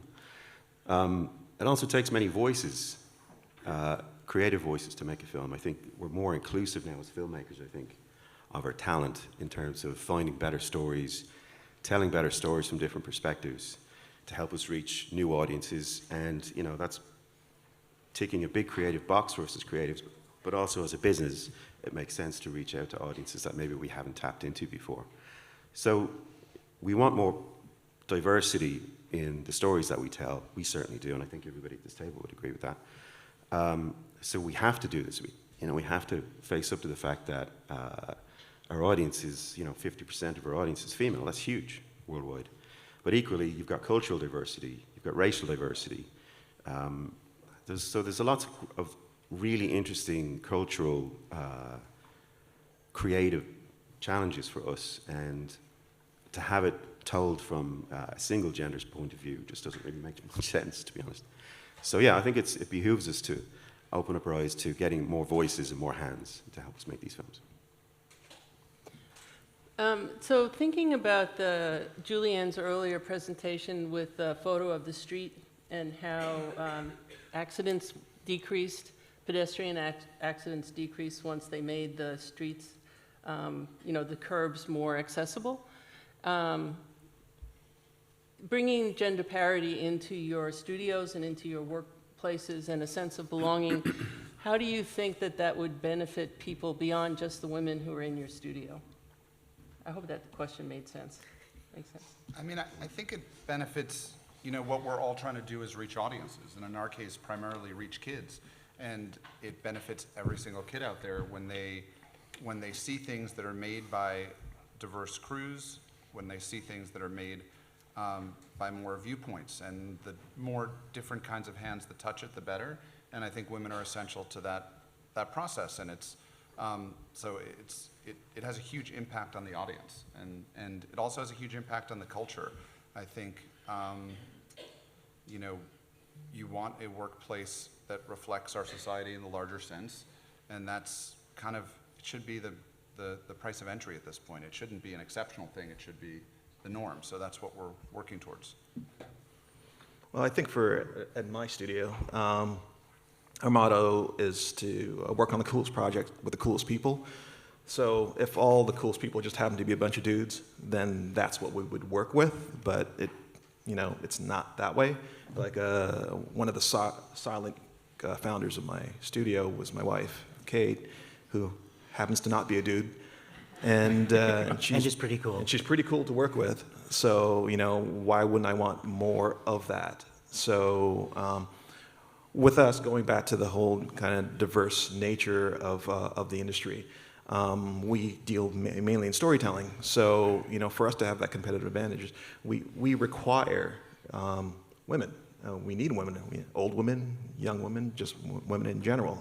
And that goes to say with guys too, old, young, from different races, some gay guys and stuff like that, because you have a bunch of different viewpoints that really helps us create a better working environment. So it's fun, but it's also necessary. Yeah, I'll just follow up on Ricardo. One of the things I didn't know about the zombie guy and his plan to no interruptions meetings, but in the animation studio, there is a policy of no interruptions, and if somebody is interrupted, I always bring the conversation. As the chair of most of these meetings, it's my job. I bring the conversation back to the person who was interrupted.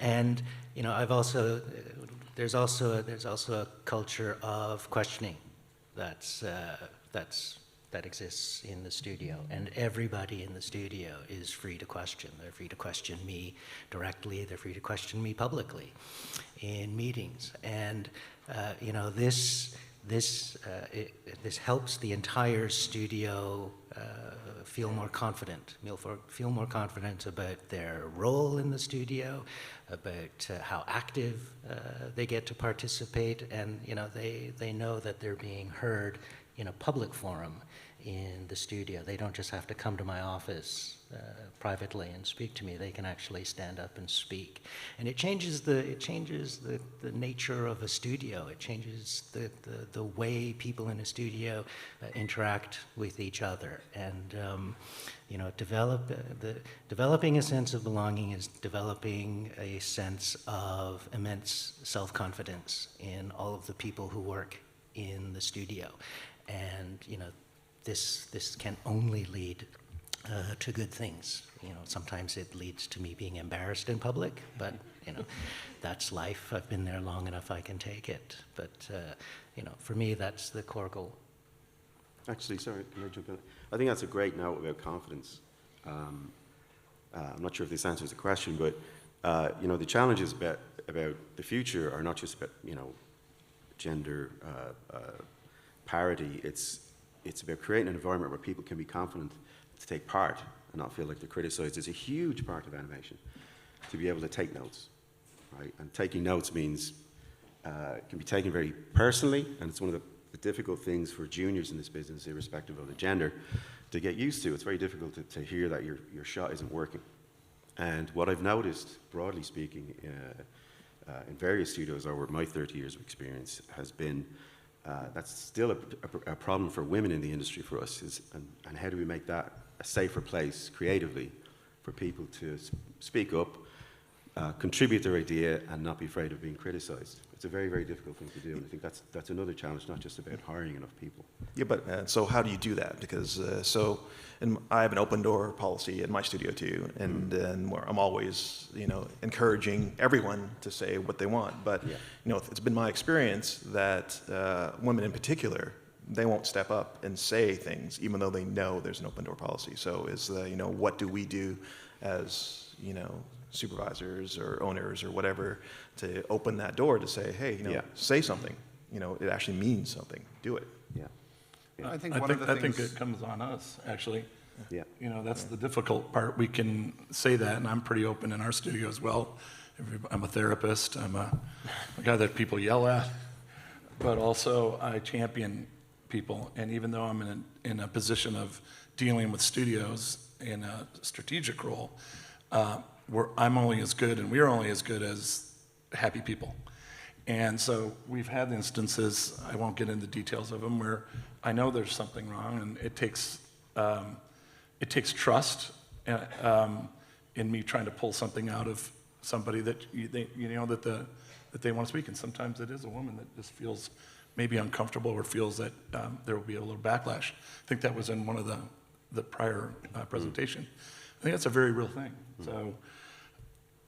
You know, every studio is different, but I think it's that intimate trust that they feel that there's a way to share, and there's not retribution. We need it, or we don't know.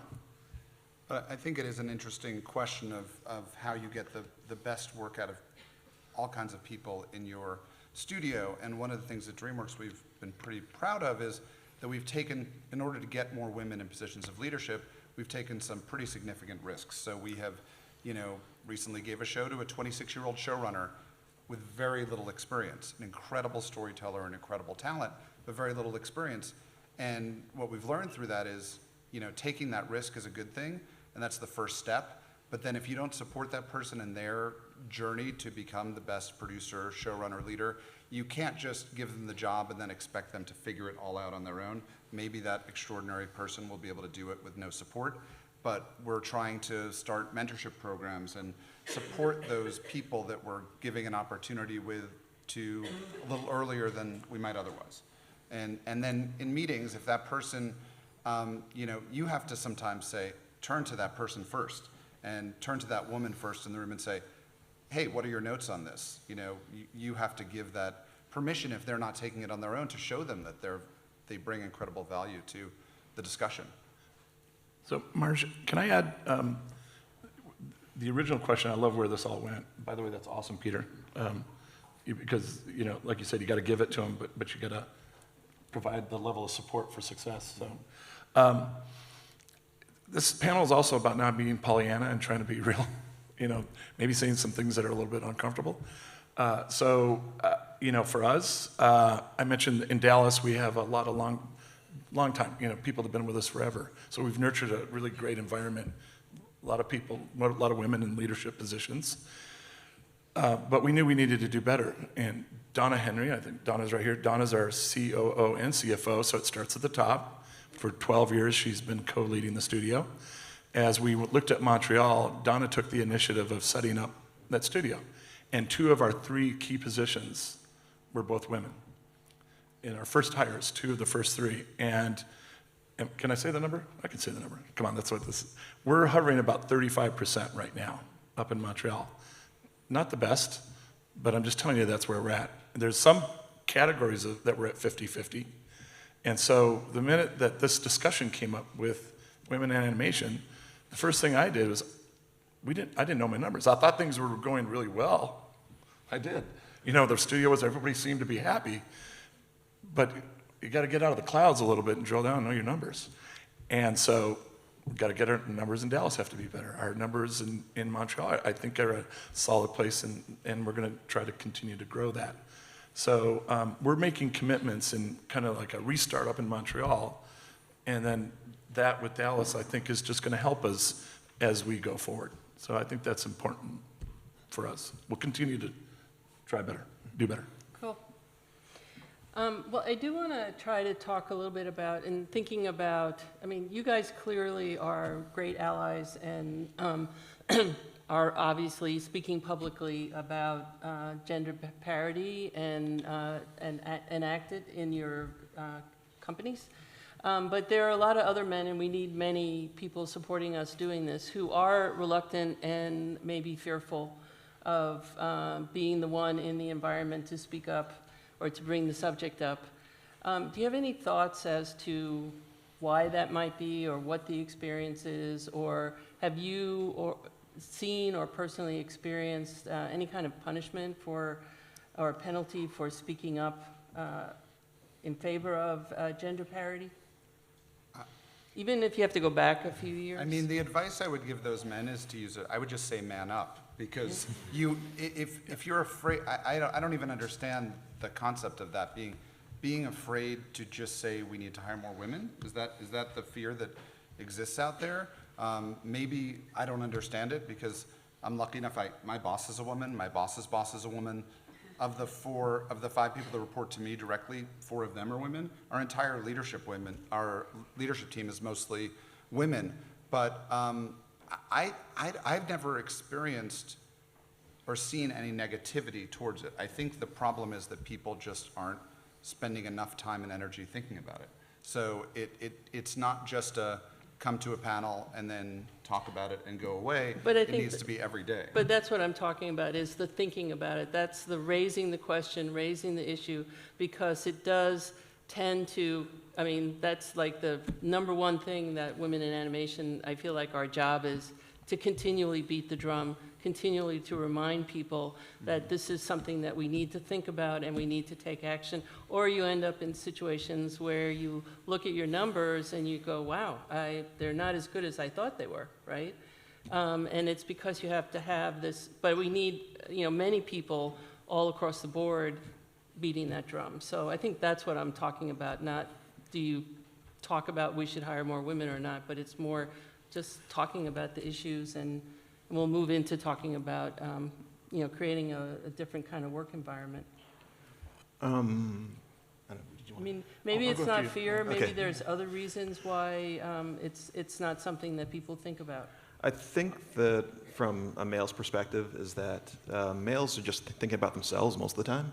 So like the whole concept of we got to think about gender parity is something that we think, yeah, that's great, we should do that. But most of the time we don't think about that. We're just thinking about what we want.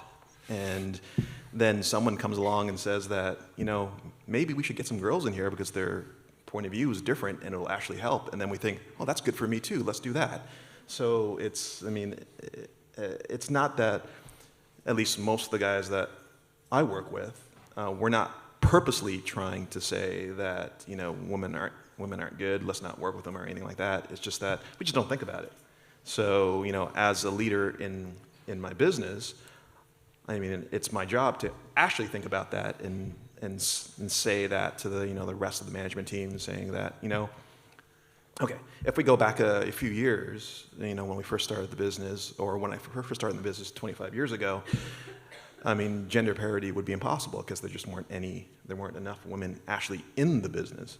So, but now it's different. It becomes something that we can actually do, and if we pay attention to it, it can actually happen.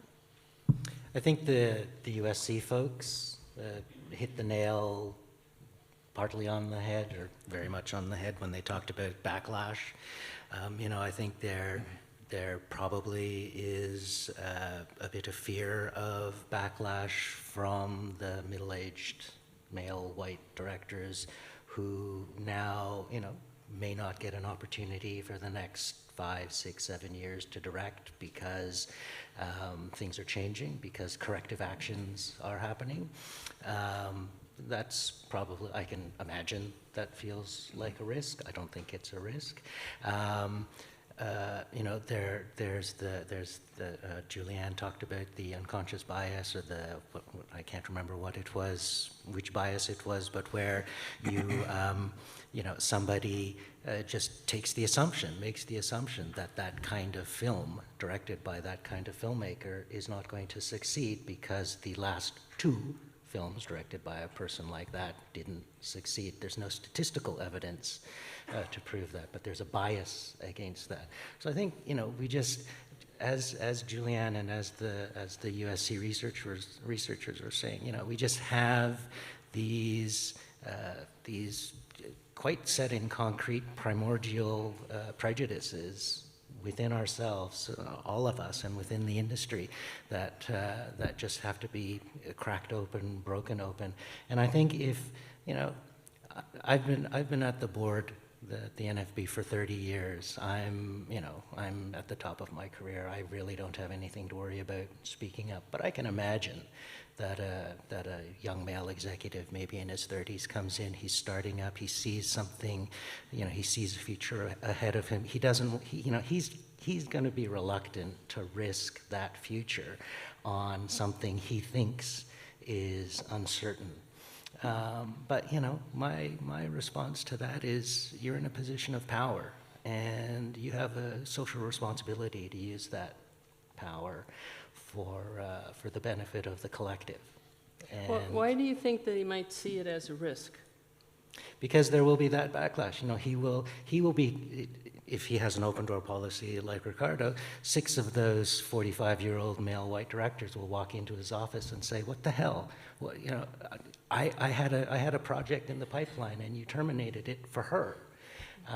You know, he's not going to want to confront those 6 or 7 directors who come into his office. And he's not, you know, maybe the CFO will come in and say, "Well, you know, what are the, you know, do you have the statistics to prove that this is going to be successful?" And maybe he hasn't done his homework, so he doesn't know. You know, he's just going to be uncertain. But, you know, you do your research, if research is what's needed. Pull up the USC study, and then you just stand by your convictions that the collective good needs this work to be done. I think he's on to a really interesting point here, which is, you know, I can imagine a situation where we would have a showrunner a male showrunner who wants to start staffing a show, and maybe he's selected all board artists that he's worked with before, and they're all men. And then, you know, we have no problem taking that on a little bit, but there may be an exec one level down who doesn't want to take on that fight with that showrunner and possibly create a rift with talent. And so they may be a little tentative about either taking it on directly or raising it up in the organization. Luckily, we have enough scale, so I think if we do have a situation like that where a show is heavily male, we can counterbalance it by creating different opportunities. So on Shira, for instance, our writing room was entirely women. Our directing team was entirely women. So for a long time. So there's a lot of opportunities to do that within a large organization, but I can see that if you're an organization tackling one thing at a time and you have an important director, and then, you know, there may be a talent management aspect to it. I'll go a little bit of a different direction, but it's echoing where you guys went, Michael, especially as you took it back to the USC report. Whenever you're doing something profound, whenever you're making changes, change means something that has always been is changing. That's uncomfortable. fear is the mind killer, and especially when you're comfortable in the way that things have always been done. And I think, and I've observed it before, which is if, I think there's a lot of individuals that are men that feel that just because you stand for something means you're going to stand against something else, because they can't get past that point. They're looking at the loss and not the long-term gain. We're human. Everybody does that at some level. A little bit what you're saying at the level of directorial opportunities. For us as a studio, we're building animation department, lighting department, et cetera. They're generally collaborative, but I think at the very basic level is if you can get past that, and I think the idea is that, get out of that fear factor and get into the longer term view of how you build a studio. And we're trying that every day we can. I just think that there's, in some areas, it's a challenge to, people think that this is a threat to my job. So. Yeah, to Chuck's note, I think change is really hard. Especially if you're successful as a company, or as an artist or as an individual, and you've got mileage, got years under your belt, it's very hard to accept that, I need to change now. Why? I've had success. I'm creatively successful, financially successful. So it's very difficult. So I think with all the corrective stuff that's been happening, with the Me Too movement and whatnot, particularly in our industry in animation, I think there's a lot of men feel shame about what's gone on, and irrespective of whether they feel particularly responsible for it or not, we do feel a bit of shame about it, and it's wrong. Stuff shouldn't have happened. It should have been caught a lot earlier. But what's not happening is this for men. Men don't have a voice in this, weirdly.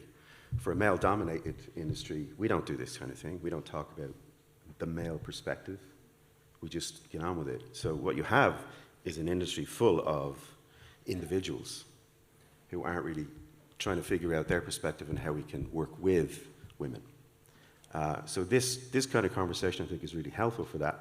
But what it's highlighting is actually we're working apart. We're not working together as men and women. And it takes men to actually get together and talk about it, and talk about their fears, talk about what they're trying to protect for themselves, talk about, male qualities like ambition, working really, really hard, sacrificing. These are all things that we've all done to get where we are. But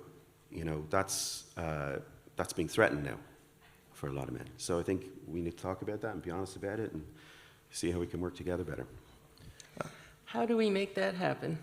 Because I think that's really important. And actually, one of my questions was, how can women support men to, be engaged in this? And I would just change that to be, how can we support, or help facilitate those kind of conversations? Like, you know what I'm saying? How do we get men to start talking to each other about that stuff, or talking to us about it?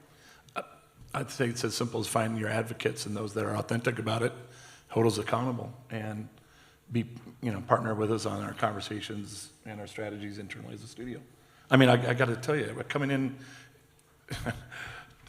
Donna watches every dollar we spend. And when she said, hey, we want to sponsor women in animation. You're right, Jared had said this is important, I felt it was important. Well, we thought we were going to come in and I'm not tooting our horn here, but I thought we were going to come in for like $1.50 or something. But we, because we're watching every dollar, and we got 8 seats there. That was a big donation for us as a small studio. Now, that's not, again, saying anything about what we did right, but what that gave us is 50 passes, 50 women in animation, memberships. Access to our team here, which is mostly women that are doing the recruiting for us over at Meet for our first time. And it's jump-starting the conversation with us as a studio in a super meaningful way. So keep us accountable. That's hopefully, I'll have a better report on how we're doing next time we get together. I would say that, if we're talking about advocacy here, for most men, I think we got to start with awareness, because that's advocacy is kind of the next level. And for the most part, if I were to make an analogy to it, I'll take one of my experiences. So just replace, sexism for race. in the story. So in the late 90s, I worked at a large studio known for making toy movies. And security got called on me because they said there's a black man in the studio. And so it was just like, I got defended by a bunch of people there. So, but the whole thing was, you know, were they racist? Was that a racist act? Well, yeah, it was. But are they racist? No, they weren't, because they're habitualized to that idea, and that's what they're accustomed to, and nothing's ever changed. And now things are changing, so they see it differently. And I think it would be the same way for women in animation in our studios. Is like, first we got to make them aware of, you know, how the structure of the studio, how many women are in it, you know, what they're actually bringing, and then we can start being advocates for it. Yeah, I think it's tuning into the frequency. You know, anybody bought a new car lately, like a Volkswagen Bug or something? A friend of mine bought a Beetle, and she goes, "Now I look everywhere, and everybody's got a Beetle." Well, did everybody just buy Beetles? No, they were there, but you get tuned into the frequency of the thing that you're focusing on. And I think that's echoing what you're saying, is that this is the frequency that we're happily tuning into, and it's something that you got to just keep advocating, talking about, and doing. And you'll keep seeing beetles everywhere. I think you have to allow for human nature and be tolerant. I think that's what's missing right now. I think it feels very unsafe to be a man in this business, and to say, even open your mouth feels really unsafe for a lot of men, particularly because of the level of punishment that's going on. A lot of men are afraid to say anything. So, in as much as we need an environment to be safe and encouraging and nurturing for women, we need the same thing for men right now. And we need to sort of take the steam out of this and allow people to talk and communicate in a way where they can be allowed to make mistakes or have opinions, and give people room to change. That's what really, I think, a good studio should be, tolerant. And I think it will take time. It's not going to happen overnight. And it's not going to happen with the type of culture that we're seeing on social media, where it's extremely aggressive. That doesn't help, I think. So yeah, a little bit more tolerance of both sides would be, I think, a really good way forward. And then it's just talking and communicating and making sure people are respectful. That's really important. I think tolerance is obviously, we should be tolerant of a lot of things, but I also think men have a responsibility to speak up to other men and to not tolerate sometimes the language of, I have trouble with men talking about opportunities being robbed and taken away from them, because I think there's enough opportunity out there, and it's time to not, you know, you can be nice to people, and you can express sympathy, and you can try and show them that you care about their career, but at the same time, I don't think we can long-term kind of tolerate that a little bit, and men need to speak up to other men also, and not allow things to be said that kind of create toxicity in the environment. Yeah, you know, it's 2019. Jesus Christ. Yeah. Exactly. You know, I'm sorry. I may be out on the radical fringe on this, but you know, there are certain things in the world today that deserve a zero tolerance policy. Mm-hmm. Racism deserves a zero tolerance policy. Racist acts, racist words, racist language.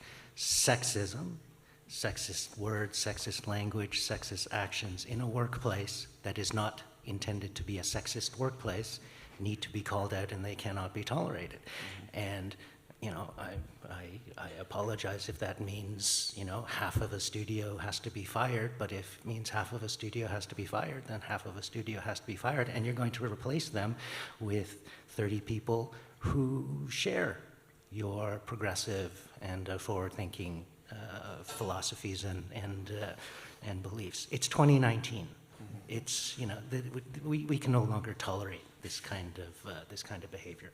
I apologize for saying that, but we just can't. I think you're correct in that, and I think it's the attitude of guys of just seeing things and not saying something about it, because I think that we kind of lump in the whole idea of sexism with, you know, working with someone who's an asshole. It's just like, yeah, that guy's a jerk. I mean, it's okay. I'll keep working with him. Where it's just like, oh yeah, well, he's sexist. He's like, yeah, that guy's sexist, but you know, it's okay.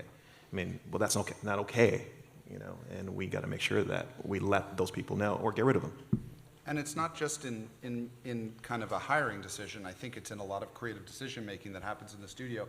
I was in a meeting recently with an animation soup who was describing choices about, he said, well, you know, she's really feminine, so we're going to animate her this way. I said, what does that mean? What do you mean by feminine? He's like, you know, like real, like a woman. I'm like, no, what are you saying? Like, use grown-up words. Is she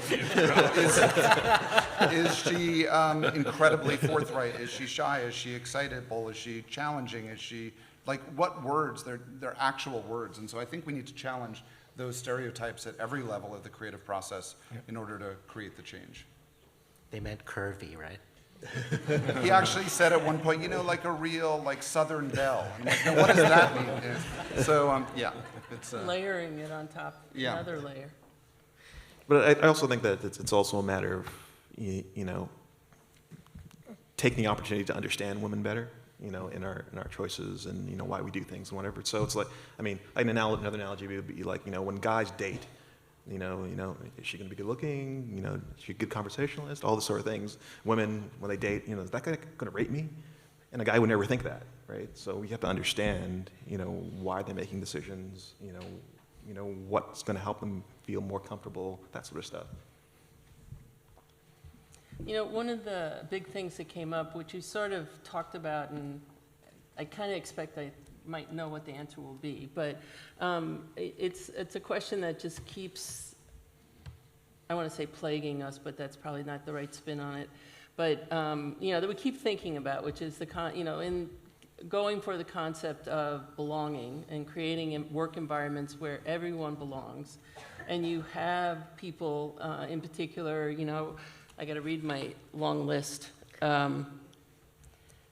Hetero, cis, normative, able-bodied males feel excluded or villainized in these conversations. And let's take out the thing of, you know, they feel like their jobs are threatened. Let's just say they're entry-level people who are coming in, who are seeing opportunities being given to other groups of people. How do we build a community or build a work environment where these people, who also are not to blame for who they are, may not feel completely welcome? You know what I mean? Yeah, well, one does have to practice balance. I mean, I can be out there on the fringe if I want, but, you know, I do still practice some amount of balance when it comes to that. And, you know, to use your example of an entry-level position, an entry-level position is, you know, it's a leap of faith by me, the studio head. And so, you know, I can say, I'm going to take a leap of faith. On every one of those entry-level positions, it's a leap of faith. I have no idea if this person is going to work out or not. And, you know, 2/3 of them, I will take the leap of faith on folks who have historically not had a chance in the studio. And 1/3 of them, I'll take a chance, you know, I'll take the leap of faith on folks, the hetero, white, cis, male, normative, whatever it was. Neural normative. I mean, that's not 50-50 balance, but it is, in my head, it's a balanced approach to correct a historical injustice. But how do you communicate that to those of the other group that, you know, they're in your studio and they know that this is a policy, or they know that this is an understanding of how the community works or how the studio works? What can we do for those folks to make them also feel like they're part of the team and they belong, and this is an environment that welcomes them? Well, you can give them success stories too. I mean, it's not a zero-sum game. It's not like we're only going to promote women or only promote people of color. You know, one of the things at DreamWorks that we're really proud of is we built a really robust group called Creative Talent Management. And you know, we have the scale where we can build a team that does this, but their job is to get to know every artist working in the studio, what they're passionate about, what their skill set is, what their dreams are, what they like working on, what they don't like working on. And we use that as a way to then pick key people, have them meet through the organization.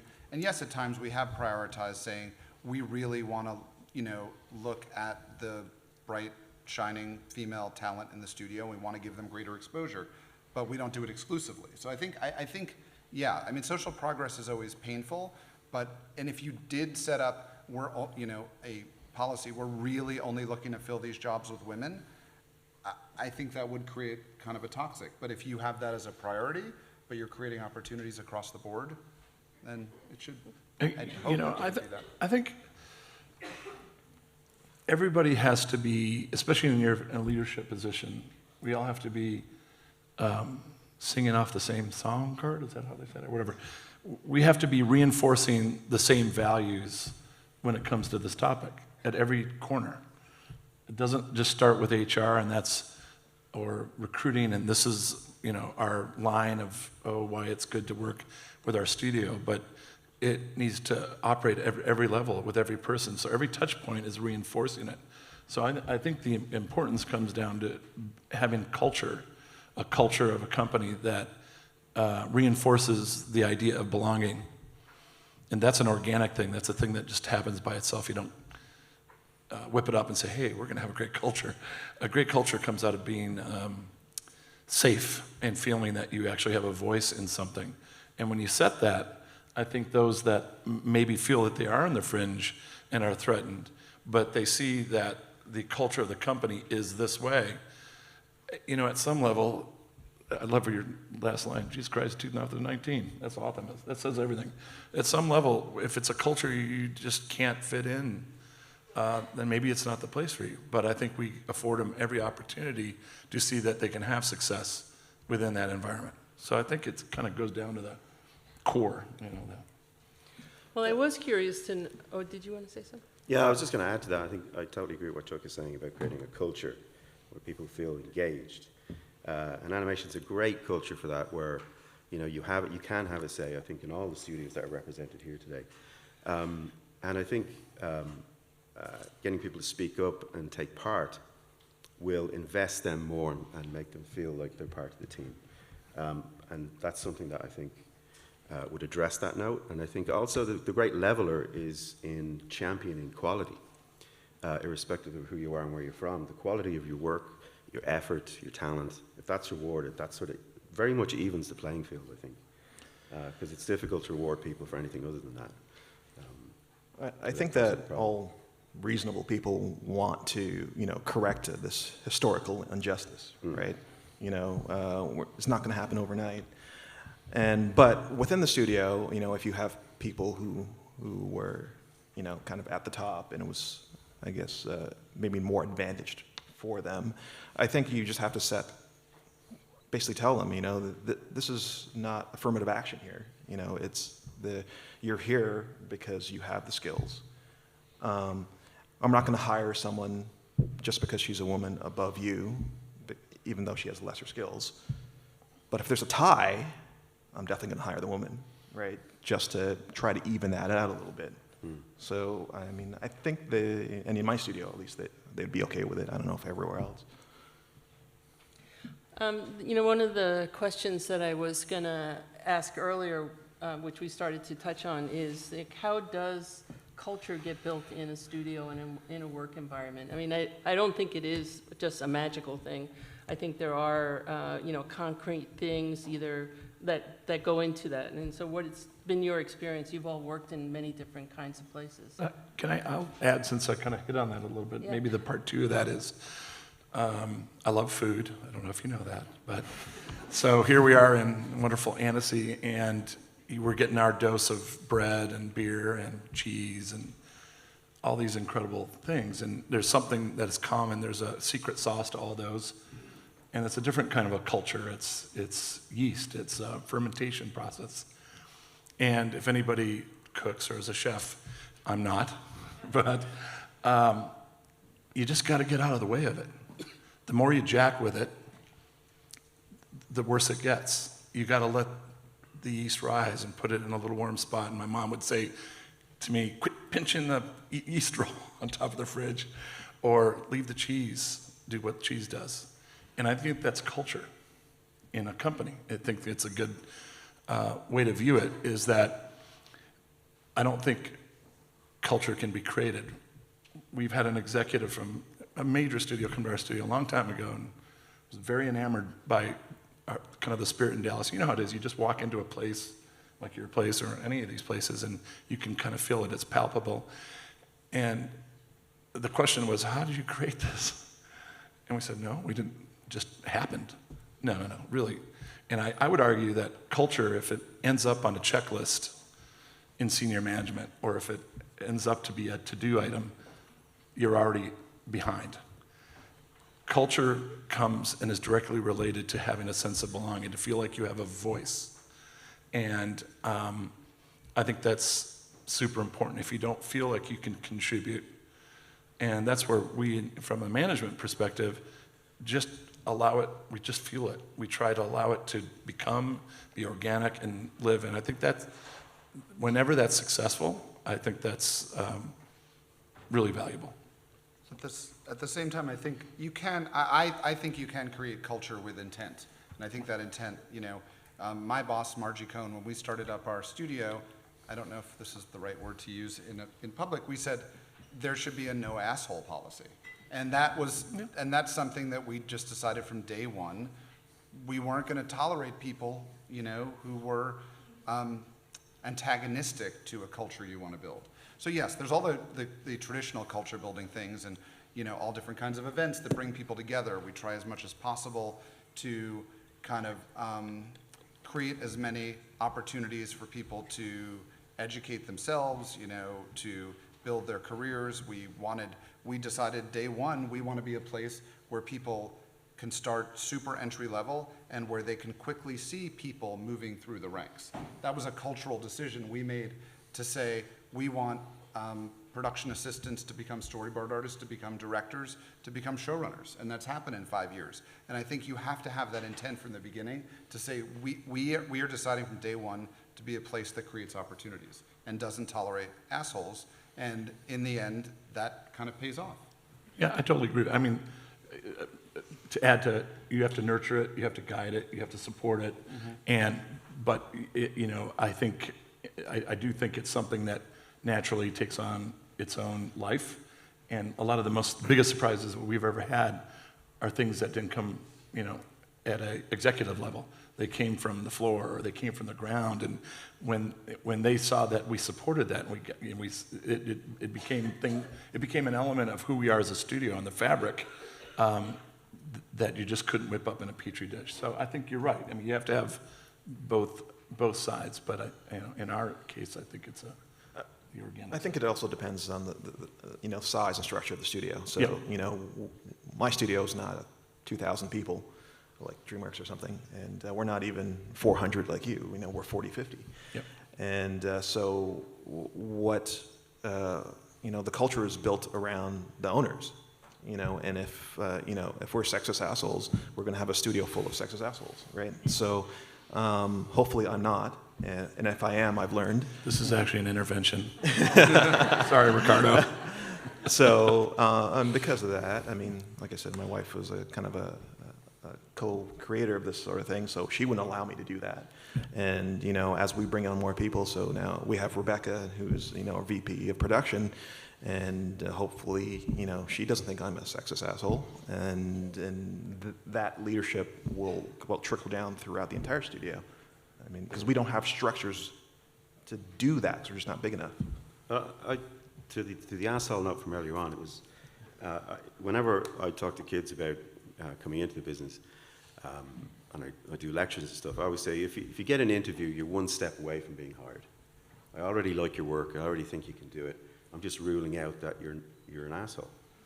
And really, that's to protect the people that I have already working for me. That's to protect their work experience, so it's good for them.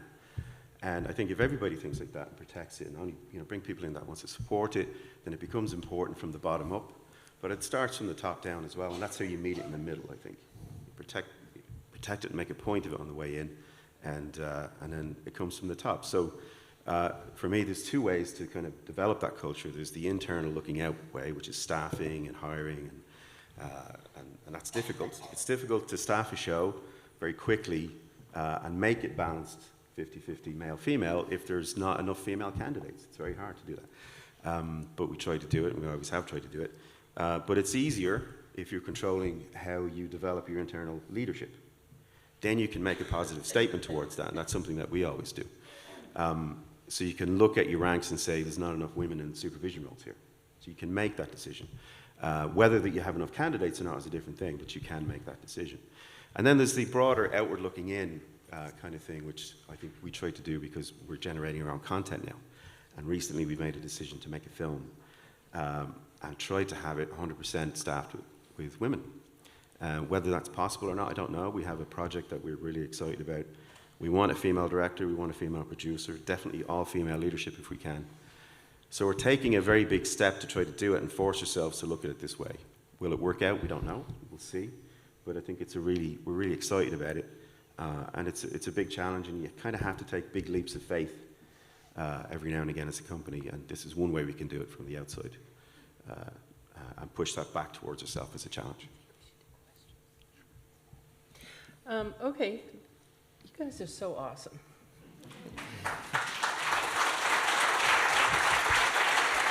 We are going to open it up to some questions. We have about 5 minutes. So, are there any questions out there? I can't see. Yeah, there's oh, there we go.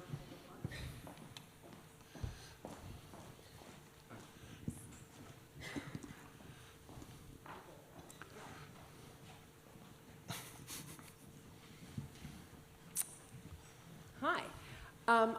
My question is to Peter. When you said that 26-year-old showrunner, is she the youngest showrunner you've ever had? Yeah. So you've never had a guy showrunner that young? No. Because to me, one of the things, and that's great, and that's a great opportunity that you gave, is I feel like language is important. Because also when I think we talked about if there were 6 guys with projects and you gave it to a woman, guys would be grousing because it felt like it went to the woman because she was a woman. And I feel like just something to think about is just the language that we all use, especially in positions of leadership, because I'm glad that was the youngest, because I was going to ask, like, if we don't single out them as being the woman that we hire or trying to get the women in, and it's just humans that are talented and have a lot to offer, I think that is going to help the people not feel like they were robbed by a girl. They were just, like, somebody had to win that competition. And if it had been another guy, would they have not groused, or would it have been just the different language around grousing? So to me, it's something to kind of think about, I think, for all of us, is like the language that we use around the women that we choose, the candidates that we have, the skill sets that they have, the reasons that we think that they're talented enough to get the job, and sort of celebrating the stuff that they bring. It's an important point, because maybe by highlighting the fact that she was 26, the perception could be that she got the opportunity just because we wanted to create an opportunity for young women, which is actually not the case. Probably 15 different showrunner candidates pitched on that project. She was by far the strongest writer with the strongest point of view, and earned it if she had, regardless of age. Right. But it was risky only in the sense, it wasn't creatively risky, it was risky anytime you hand over production to somebody who hasn't done it. And I think we would probably take the same risk on a 26-year-old man who was incredibly creatively promising. But I just know that, one of the things that's been plaguing the business is this idea that there aren't as many women with as many years of experience. Sure. And so that decision becomes one, you have to take that risk more with women. Right. Because there will be just sheer years of experience less. Absolutely. And I'm not saying that you would do this, it's just, it seems like the discourse, if it had been a young man, you might say, oh my God, he's a phenom, he's so young, and yet he's getting this great opportunity, and so the conversation just changes. And so I think it's important for all of us to be sort of cognizant of what the conversation ultimately is. But anyway, great. I look forward to seeing her show. Okay. It's Shira, it's already out. Oh, there you go. Well done then. Yes. Other questions? Hello, I'm over here. I wanted to ask, how will you incorporate culture to a global audience? Because Sorry, you have to fill us in a little bit more.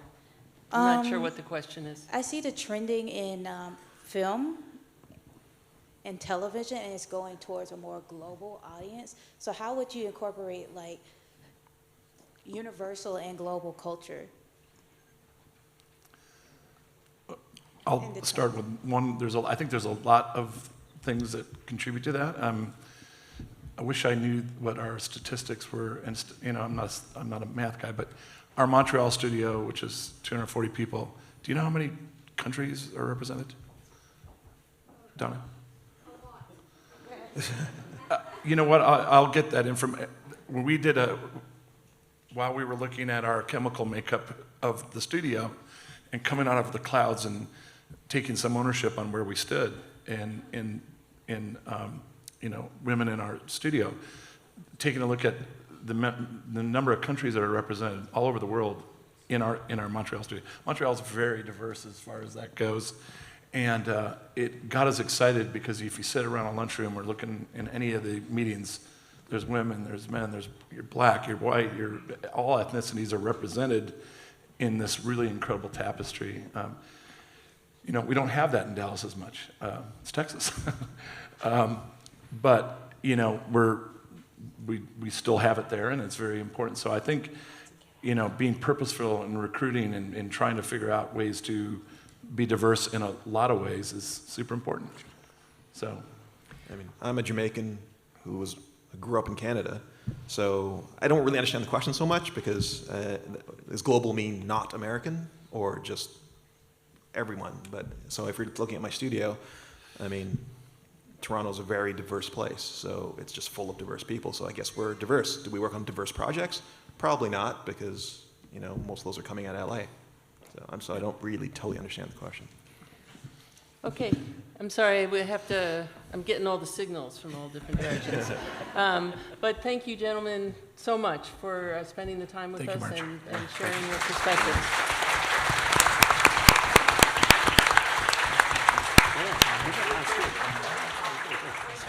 Okay, so we're going to break now for lunch, and everyone should come back at 1 o'clock.